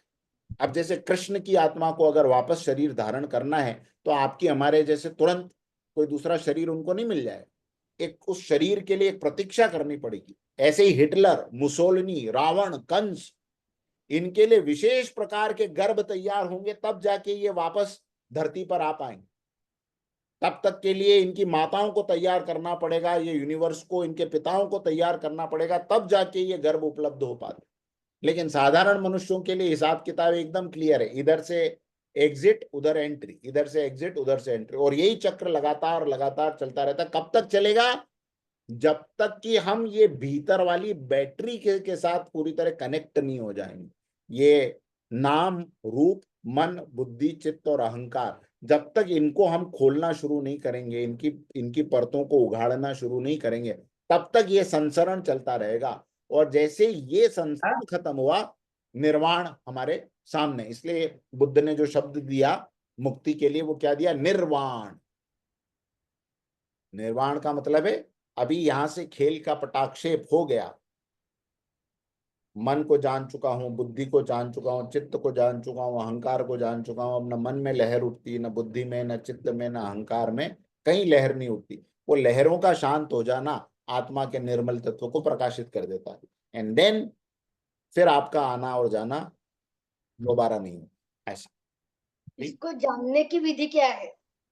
अभ्यास। भगवान ने दो चीजें बोली, अभ्यासेन एंड वैराग्य। वैराग्य का मतलब क्या?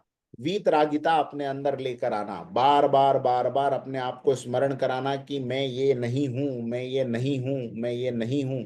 इसके अभ्यास को करना, लगातार करना, चाहे वो आप मंत्र जाप से करें, चाहे वो ध्यान से करें, ये चित्त की परतों को हटाने है क्या?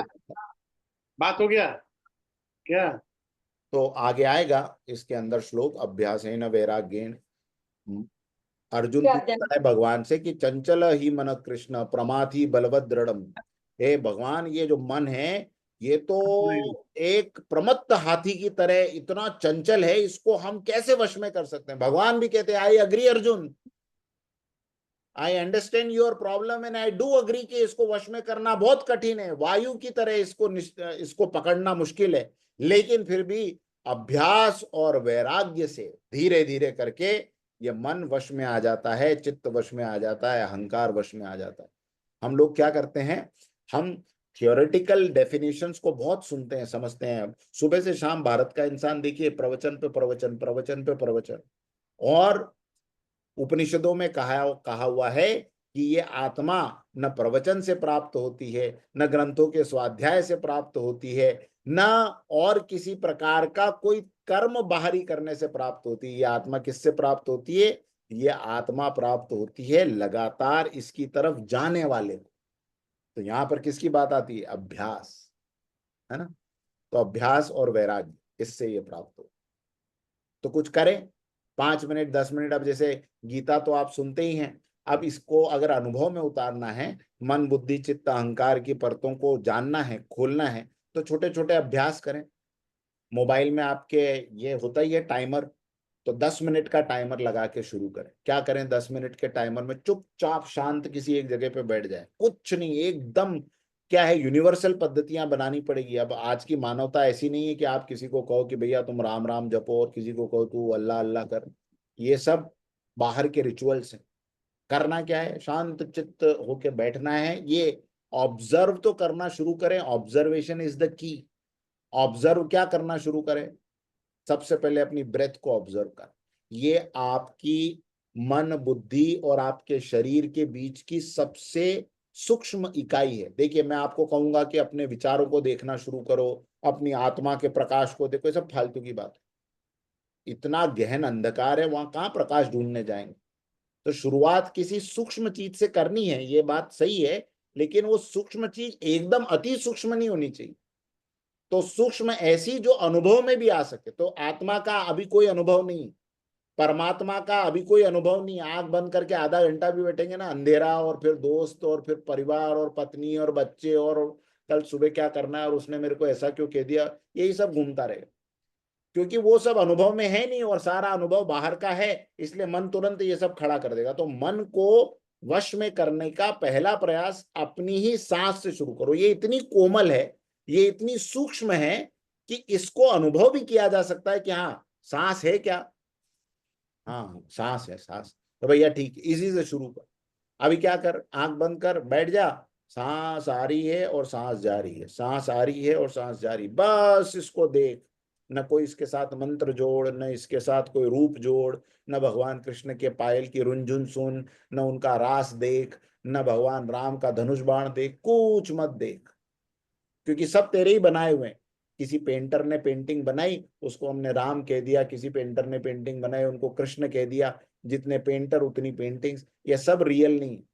और अभी मेरे पीछे जो दिख रहा है ये तो एआई ने बनाई, उसको तो किसी पेंटर ने नहीं बनाया, है ना। तो ये सब रियल नहीं।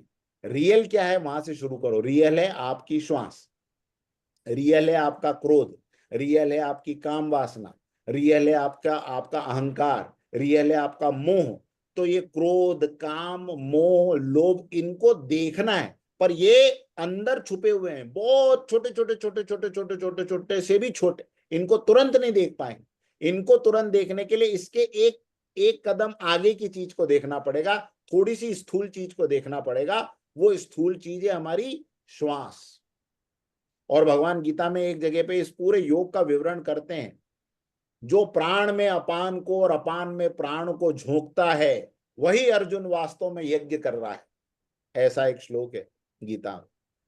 अब लोग कहते हैं कि ये विधि विपश्यना है और ये भगवान बुद्ध ने निकाली। हमारा सम्मान है, कोई दिक्कत नहीं। भगवान बुद्ध ने इसको जितना फैलाया पूरे विश्व में, उतना किसी ने नहीं किया।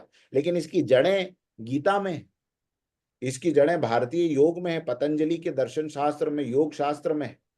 जो प्राण में अपान को और अपान में प्राण को, अपान क्या है, श्वास का बाहर निकलना, और प्राण किसको कहते हैं,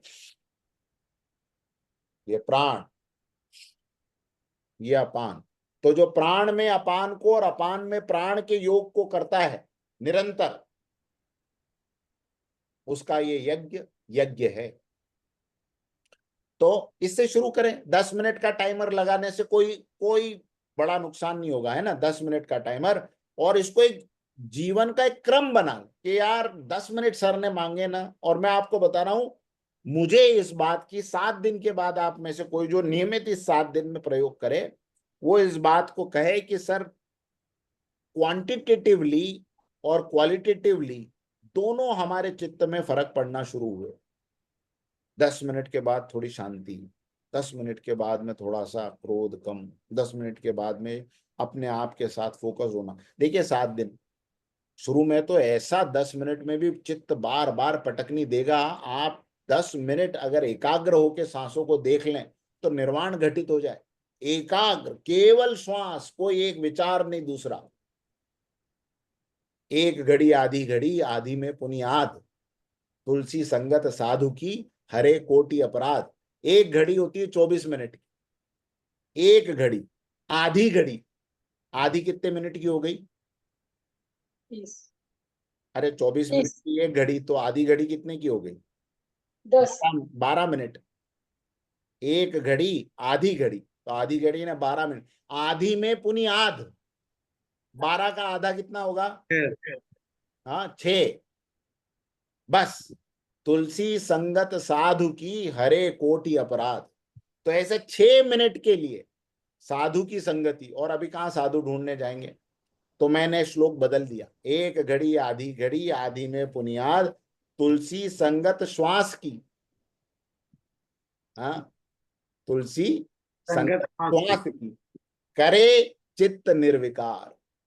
तो ये चित्त जो है वो निर्विकार होना शुरू हो जाएगा।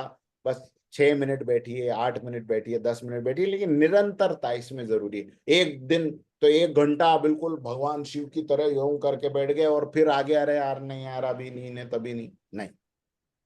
10 मिनट का ध्यान और निरंतरता उसमें बनी रहे, फिर आप देखिए कैसे धीरे धीरे ये सब चीजें जो भगवान कह रहे हैं ना बाहर, ये अंदर से अनुभव होने लग जाएगा। अंदर से जिस दिन अनुभव हो गया, फिर मनवा बेपरवाह, है ना, तो कुछ भी करता है। चलिए सर 24 घंटे में सर कब कर सकते हैं? 24 घंटे में 10 मिनट कोई भी चुन ले। बस सोने के बाद और आंख खुलने के पहले नहीं, है ना। ये वाला समय छोड़ के फिर भी कोई नहीं। तो कहे सर रात को तो क्या गजब ध्यान होता है वो नहीं। जब आप जागृत अवस्था में हो उसमें कोई भी 10 मिनट आप चुन ले। इसलिए लेकिन क्या होता है कि जैसे जैसे एक प्रकृति में जिन लोगों ने, रहस्यदर्शी लोग थे, उन्होंने खोज करी कि वैसे तो कोई भी समय उचित है, लेकिन क्या होगा जैसे जैसे जगत जगता है, जैसे जगत के व्यापार शुरू हो जाते हैं, धा धू भा भू, तो फिर क्या होता है, वो चित्त की जो सरलता है, जितना आसानी से वो पानी नीचे बैठ सकता है, वो बैठना मुश्किल हो जाता है ना। तो इसलिए ऐसा समय खोजा गया। तो ऐसा समय मिला ब्रह्म मुहूर्त। अरे अभी दुनिया सो रही है, अभी तेरी प्रकृति भी शांत है, ऐसे समय में कर लो। ज्यादा शोर शराबा नहीं है, ऐसे समय में कर लो। या फिर शाम को एक बार ऐसा समय वापस आता है, शाम के समय में फिर से प्रकृति शांत होना शुरू हो जाती है, ऐसे समय में कर। Yes, Sandeep ji, sir good evening. Good evening. मेरा एक सवाल था कि आत्मा का कभी ये अंत नहीं होता या एक बॉडी से दूसरी बॉडी में ट्रांसफर होता रहता है, तो पूरे विश्व में जो आत्मा की संख्या है वो कांस्टेंट रहती है क्या? और दूसरा उसके लगभग एक क्वेश्चन था कि मनुष्य जन्म पाने के लिए इंसान का पुण्यवान होना जरूरी है, ऐसा बोला जाता है कि 84 लाख योनि के बाद में फिर मनुष्य जन्म मिलता है।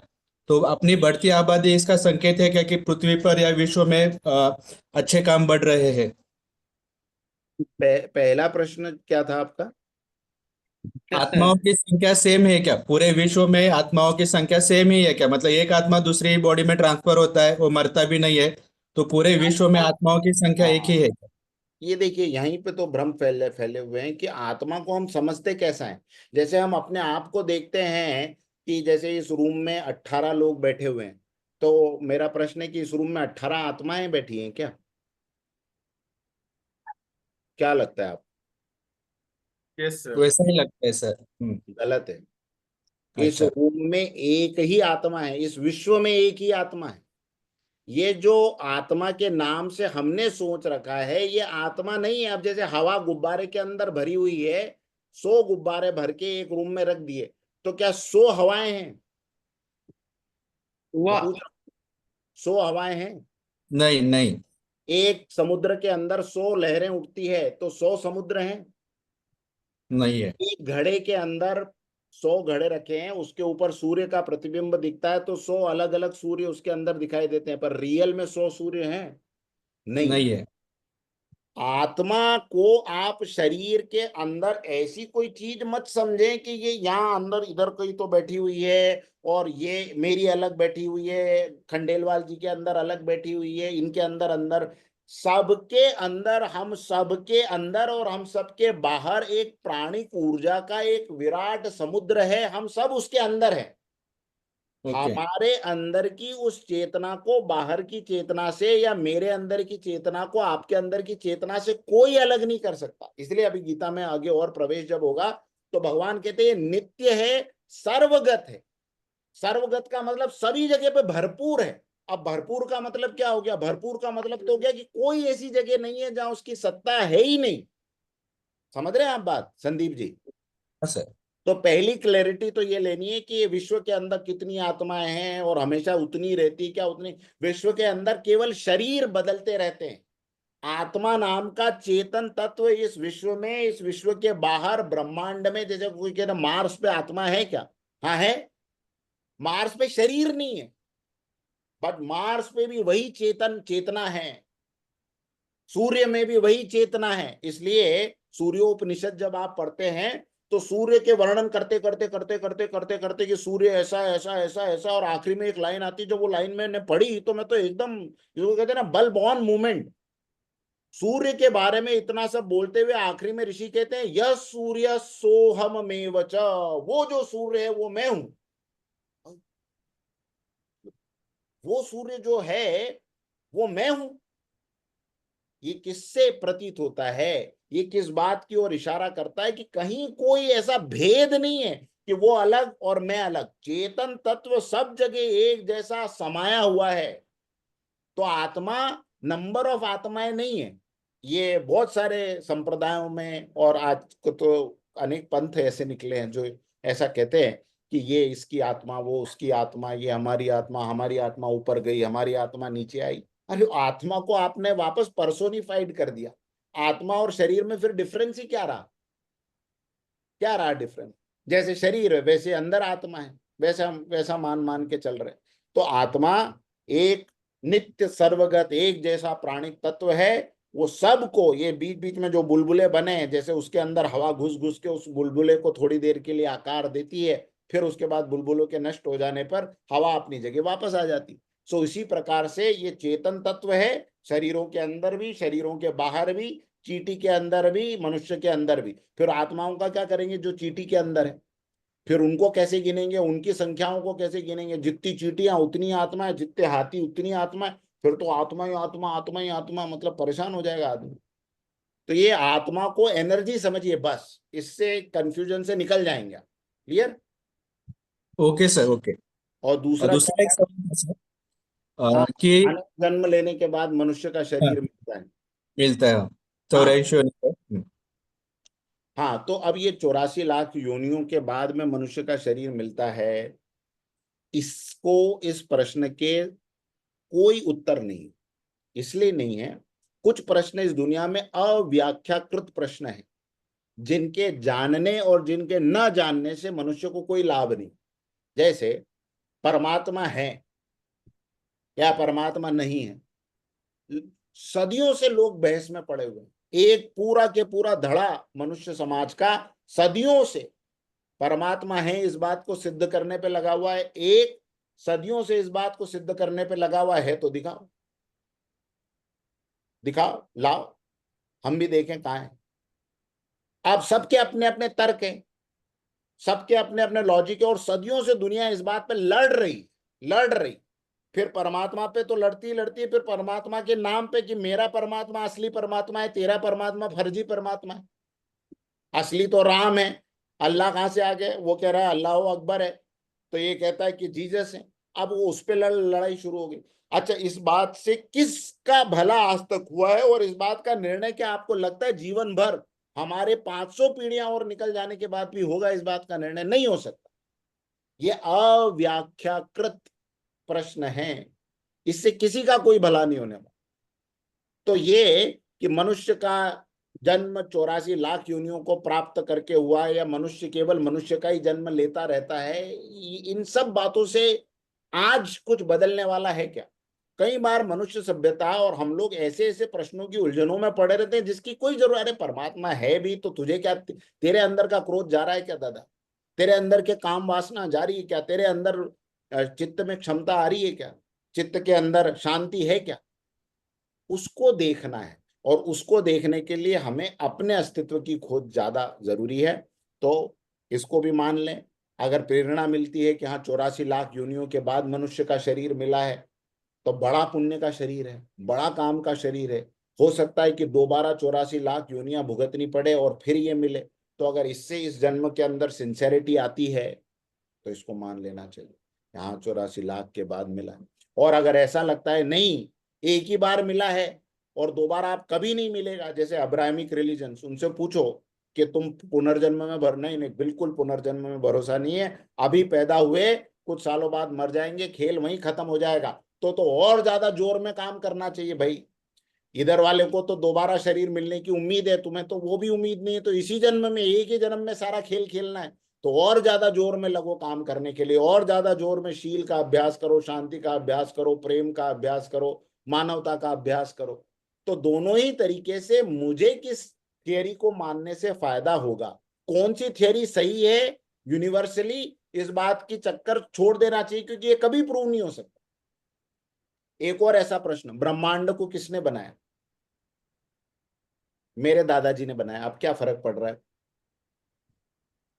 तुम्हारे दादाजी ने बनाया, क्या फर्क पड़ रहा है? अरे ब्रह्मा भाई, दादा अपनी चिंता करना। मेरे मेरे अंदर के काम को किसने बढ़ाया, मेरे अंदर के क्रोध को किसने बढ़ाया? मैं सभी के लिए कह रहा हूँ, हाँ संदीप जी, मैं ओवरऑल हाँ कह रहा हूँ कि ऐसी बातें हमने अपने, मतलब जिसको कहते हैं ना वेस्टफुल थिंकिंग, इन सब चीजों ने हमारे जीवन की कॉम्प्लेक्सिटीज बढ़ाई हैं, और कुछ नहीं बढ़ाया, मनुष्य को भटका दिया है। भटक रहा है बस इधर उधर फालतू के सवालों में। वैज्ञानिक अलग थियरी देते हैं, वो कह रहे बिग बैंग से हुआ। आओ हमारे अध्यात्मवादी उसमें भी आओ, बिग बैंग, वो बैंग क्या था उसकी व्याख्या हमने करी। अरे ओम, वो ओम था। किसी ने कहा अरे कहाँ से ओम था भाई, वो अलिफ लाम मीम था। किसी ने कहा अरे वो तो आमीन था। लड़े अब अमीन के ऊपर, ओम के ऊपर, इसकी गर्दन उसकी गर्दन है भाई। कुछ भी था, किसी से भी बना, तुम्हारा क्या लेना देना? अब तुम उस पर वैज्ञानिक रिसर्च कर रहे हो तो बात अलग है, नहीं कर रहे हो, अपन ये देखो कि भाई हमारा शरीर, हमारा मन, हमारा चित्त, हमारा अहंकार, ये किन तत्वों से बना है। शरीर के तौर पे देखने लगो कि ये शरीर किससे बना है, ये शरीर किन चीजों के अधिकता से खराब होता है, ये किन की न्यूनता से खराब होता है।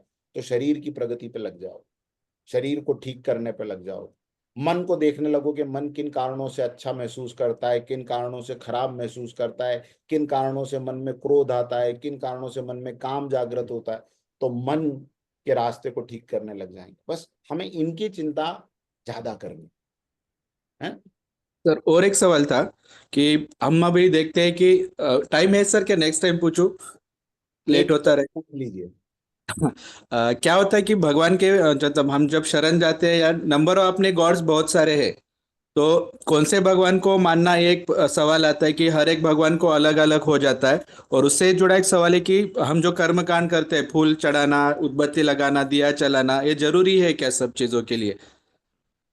इसी से भ्रम फैला ना, जैसे कि जैसे आत्माएं जब अलग अलग मान ली तो परमात्मा भी अलग अलग हो गए, है ना। हाँ आत्माओं सर। का अलग अलग होना ही परमात्माओं के अलग अलग होने का कारण है। जब बेसिक एनर्जी एक ही मान ली, और आत्मा और परमात्मा में भी भेद नहीं है, उस एनर्जी को कुछ लोगों ने आत्मा नाम दे दिया, कुछ कुछ लोगों ने परमात्मा नाम दे दिया। महावीर स्वामी ने जैन धर्म के अंदर परमात्मा को नहीं माना। जैन फिलोसॉफी में आप पूछो परमात्मा होता है, वो कहेंगे नहीं, कोई परमात्मा नहीं होता, तीर्थंकर होते हैं, तीर्थंकरों ने परमात्मा का स्वरूप प्राप्त कर लिया होता। बौद्ध लोगों से पूछो तो वो कहेंगे कि नहीं, आत्मा भी नहीं होती, परमात्मा भी नहीं होता, एक यूनिवर्सल कॉन्शियसनेस होती है।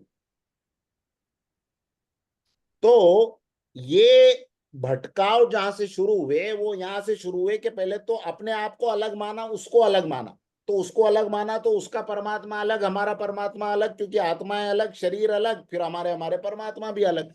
तो ये जितने भी नाम रूप दो परमात्मा जिस दिन हो गए, तो फिर सर्वशक्तिमानता तो खत्म ही हो गई ना परमात्मा की। जब जब हम कहते हैं परमात्मा सर्वशक्तिमान है, तो सर्वशक्तिमान का मतलब उसके जैसा दूसरा कोई हो ही नहीं सकता। अगर हमने कोई दूसरा उसके जैसा मान लिया कि भाई राम है और शिव जी भी है, तो फिर अगर राम थे और राम सर्वशक्तिमान थे तो शिव जी की क्या जरूरत थी, और शिव जी है तो शिव जी सर्वशक्तिमान है तो राम जी की क्या जरूरत थी, और ये दोनों थे तो फिर अल्लाह की क्या जरूरत थी, और ये हैं तो गॉड की क्या जरूरत थी। तो ये सब हमने इस एक यूनिवर्सल कॉन्शियसनेस को नाम दे दिए। वेदों में एक सूत्र आता है, यम ब्रह्मा वरुणेन्द्र रुद्र मरुत स्तुवंति दिव्ये स्तवे वैदे सांग पद क्रमोपनिषदे गायंती यम सामगा।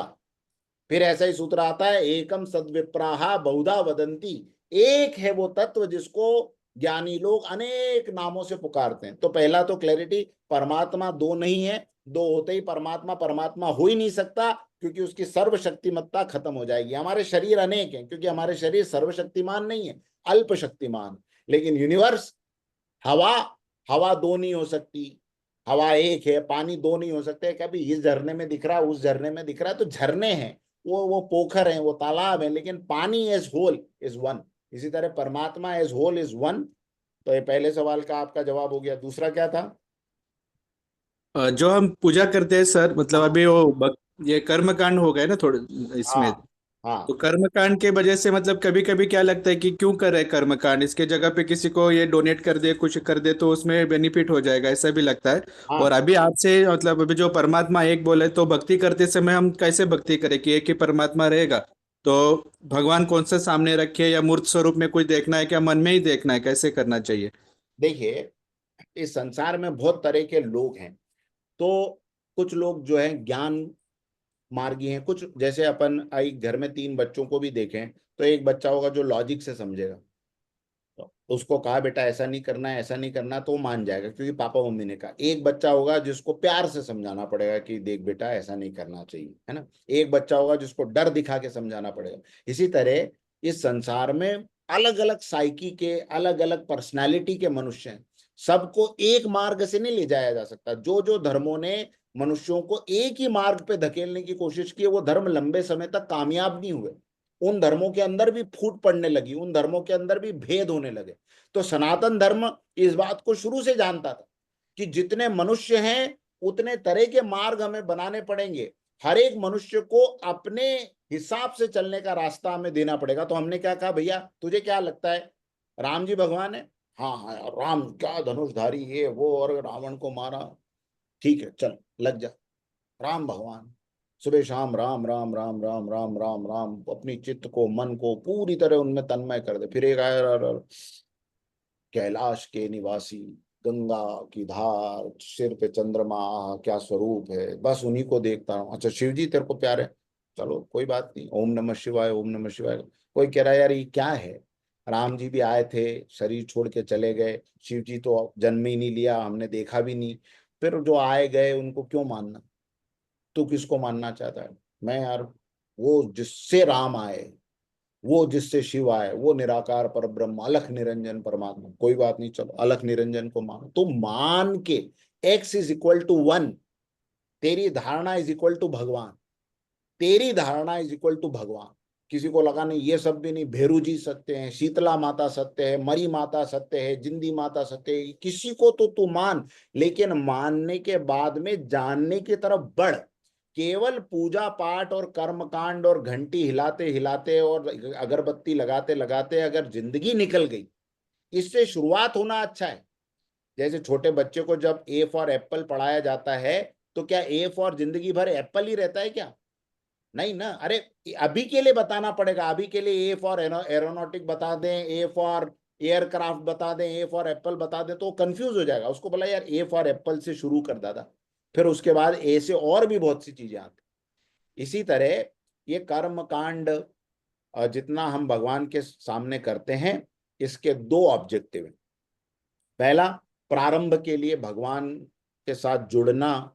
अगर साधारण मनुष्य ज्ञान को, जो गीता का ज्ञान नहीं समझ में आता, या आत्मा कैसे एक है, क्या है, अरे भैया ये सब मेरे बस का नहीं है, तो तू क्या कर, फिर तू भगवान को अपने सामने एक मूर्ति के अंदर मान, उनकी सेवा कर, उनकी पूजा कर, उनको फूल चढ़ा, फल चढ़ा, और फल और फूल इस भाव से चढ़ा कि हे भगवान आप इसको स्वीकार करें। इससे क्या होगा, तेरा चित्त निर्मल होने लगेगा, बार बार तेरा ध्यान उनकी सुंदर मूर्ति की तरफ जाएगा, आज मुझे ये सेवा करनी है, आज वो सेवा करनी है।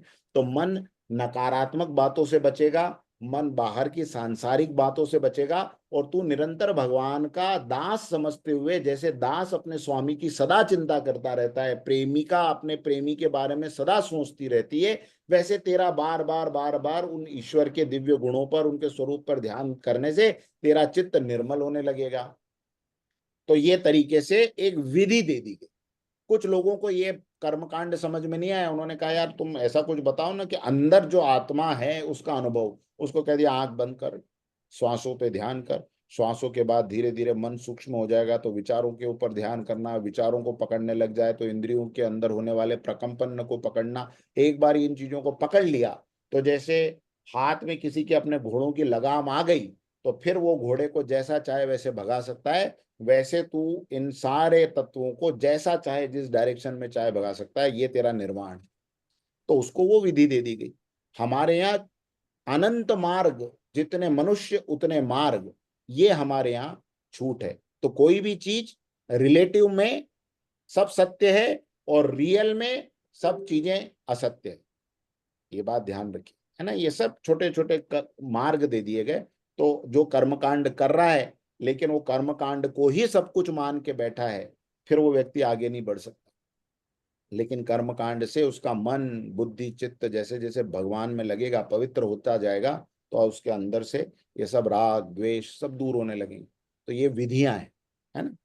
तो कोई ना करे तो भी कोई दिक्कत नहीं, ना करे तो कुछ और करे, फिर ध्यान करे, मानवता की सेवा करे। अब मानवता की सेवा सबसे अच्छी सेवा है। भगवान ने क्या कहा कि मैं मनुष्यों के अंदर रहता हूँ, तो मनुष्यों के अंदर रहता हूँ, तो मनुष्यों की सेवा करना सबसे अच्छी सेवा है। लेकिन अगर मनुष्य की सेवा करते करते अहंकार आ रहा है, मैं कर रहा हूँ, मेरे से पैसा जा रहा है, मैं इतना दाता हूं, मैं इतना धनवान हूं, मैं इतना, तो फिर ये मनुष्य की सेवा नहीं हुई, ये अपने अहंकार की सेवा होगी, ये अपने अहंकार की सेवा होगी। और ये सोचते हुए कर रहा है कि मेरे मालिक अंदर हैं, वो ही करवा रहे हैं, मैं क्या कर रहा हूं, मेरे पास क्या है जो देने वाला, वो दे रहे हैं और हम तो केवल एक इंस्ट्रूमेंट है। उस भाव से अगर केवल और केवल प्राणी मात्र की सेवा भी कर ली, तो भी उसको वही गति मिलेगी जो हिमालय में बैठे हुए किसी एक योगी को मिलती। कोई डिफरेंस नहीं रहेगा आखिरी में, उससे भी मन निर्मल होता जाएगा। क्यों निर्मल होता चला जाएगा? क्योंकि अब अंदर प्राणियों के अंदर परमात्मा को देख रहा है। तो परमात्मा को देख रहा है, तो जो मूर्ति में परमात्मा को देखता है उसके अंदर भी वही प्रभाव आने वाला है जो प्राणियों के अंदर देखने वाले को आएगा। लेकिन संसार का मंगल ज्यादा कौन कर सकता है? जो प्राणियों के अंदर परमात्मा को देख ले। इसलिए इसकी तो विशेष प्रशंसा की गई है कि अगर मनुष्य के अंदर परमात्मा को देखकर सेवा करी। स्वामी विवेकानंद जब अमेरिका से लौटे तो उन्होंने अपने शिष्यों को रामकृष्ण मिशन का एक मिशन स्टेटमेंट दिया कि तुम इसके नीचे लिखना, लोगों के नीचे, शिव भाव से जीव सेवा, शिव भाव से जीव की सेवा। जीव को जीव समझ के सेवा करी तो अहंकार बढ़ाएगी, लेकिन जीव को शिव समझ के सेवा करी, फिर कोढ़ी के अंदर भी, फिर लूले के अंदर, अपाहिज के अंदर, दरिद्र के अंदर, सबके अंदर तुम्हें अपना शिव दिखाई देने लगे, बस बात बन गई, भक्ति बन गई। तो सच्ची सेवा तो वो है, लेकिन कुछ लोग इसका अहंकार करते हैं, दिखावा करते हैं, इसलिए फिर ये मार्ग से वो भटक जाते। ठीक है, थैंक यू। बहुत दिन से दिमाग में सवाल थे, उनके जवाब मिल गए। एक एक परख हटती जा रही है। Thank you very much sir. Thank you. Khandelwal साहब।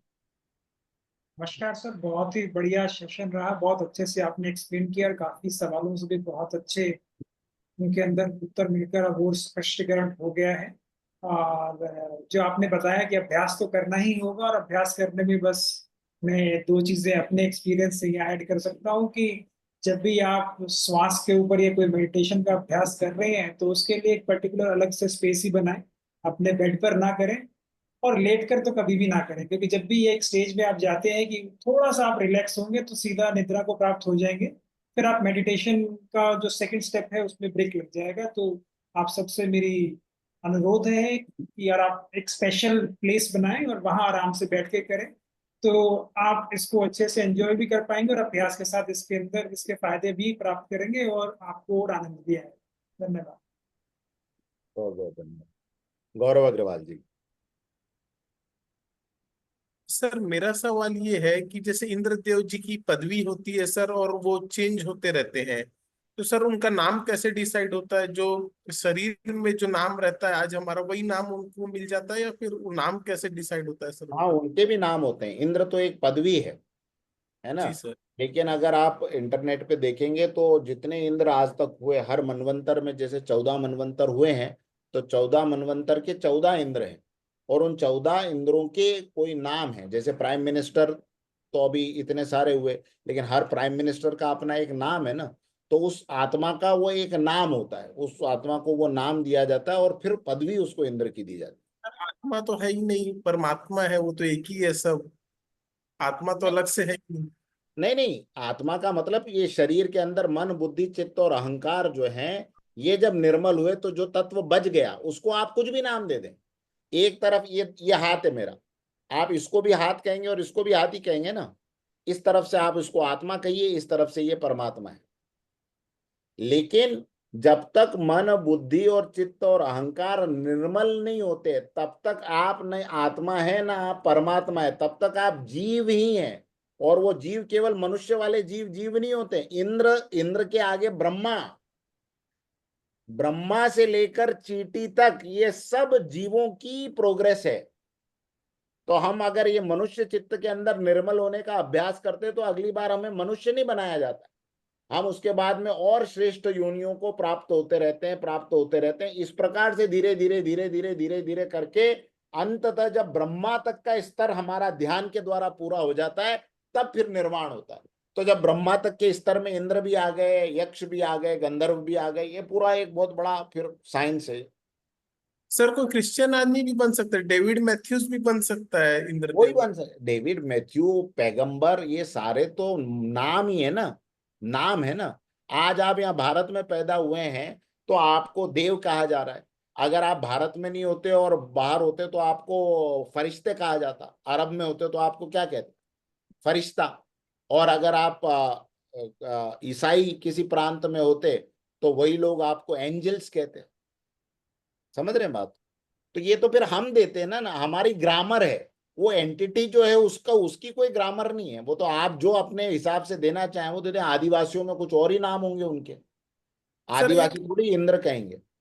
एक लास्ट क्वेश्चन है सर प्लीज। सर गृहस्थ में रहते हुए भी ब्रह्म को, मतलब देवता का वो मिल सकता है सर? गृहस्थ कौन है? सर जो फैमिली के साथ रह रहे नहीं हैं नहीं, कौन है इस वक्त गृहस्थ? कौन है? आपका शरीर और आपकी अवस्था गृहस्थ है ना, सर। आपकी आत्मा गृहस्थ है। नहीं इस तरह आत्मा न शरीर है, न जन्म से है, न मृत्यु से उसका कोई कनेक्शन है। इसी तरह उसका किसी भी आश्रम से क्या कनेक्शन है? आप गृहस्थ में रहें, आप वानप्रस्थ में रहें, आप संन्यास में रहें, किसी भी आश्रम में आप रहें, सवाल यह है कि आप उस आत्मा को जानने के लिए क्या क्या प्रयास कर रहे हैं। वानप्रस्थ में है तो अब आपके पास में प्रपंच नहीं है घर के, तो आप बैठ जाइए 11-11, 12-12 घंटे ध्यान करिए।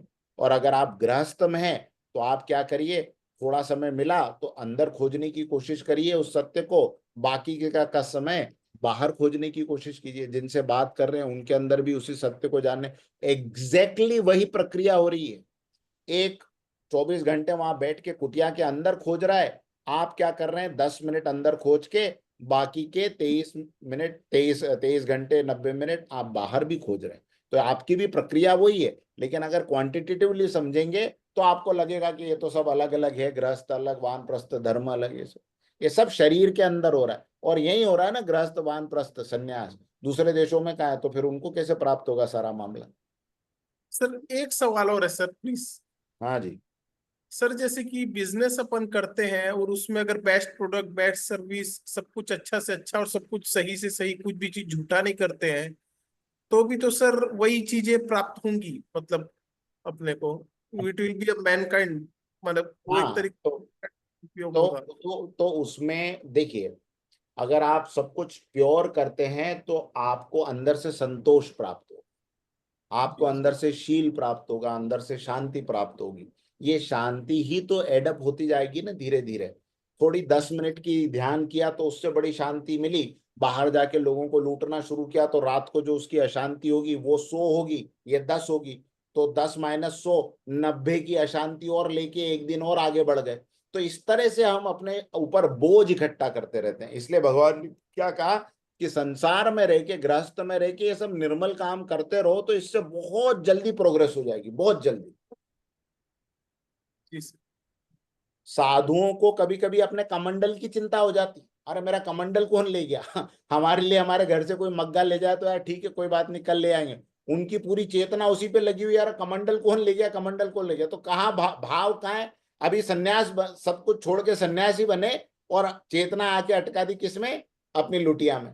तो इससे तो घर में रहते और खुश रहते भैया, है ना। तो कुल मिला के भाव चेतना को परिष्कार करने का, इससे कोई फर्क नहीं पड़ता कि कहाँ पर है और अवस्था क्या है। जी सर। खंडेलवाल साहब, लास्ट ओपिनियन। नमस्कार सर।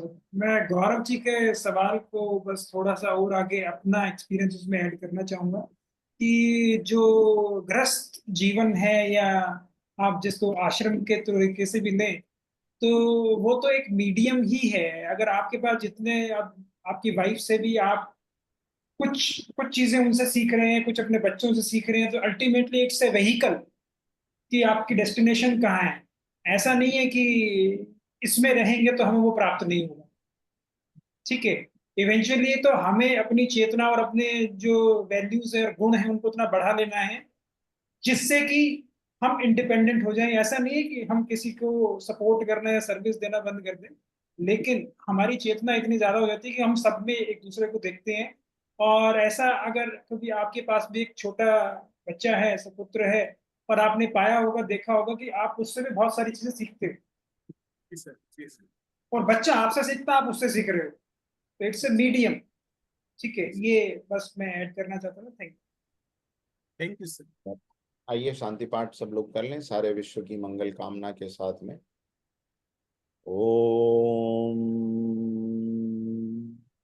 सर्वे भवन्तु सुखिनः, सर्वे सन्तु निरामया, सर्वे भद्राणि पश्यन्तु, माँ कश्चित् दुःखभाग् भवेत्।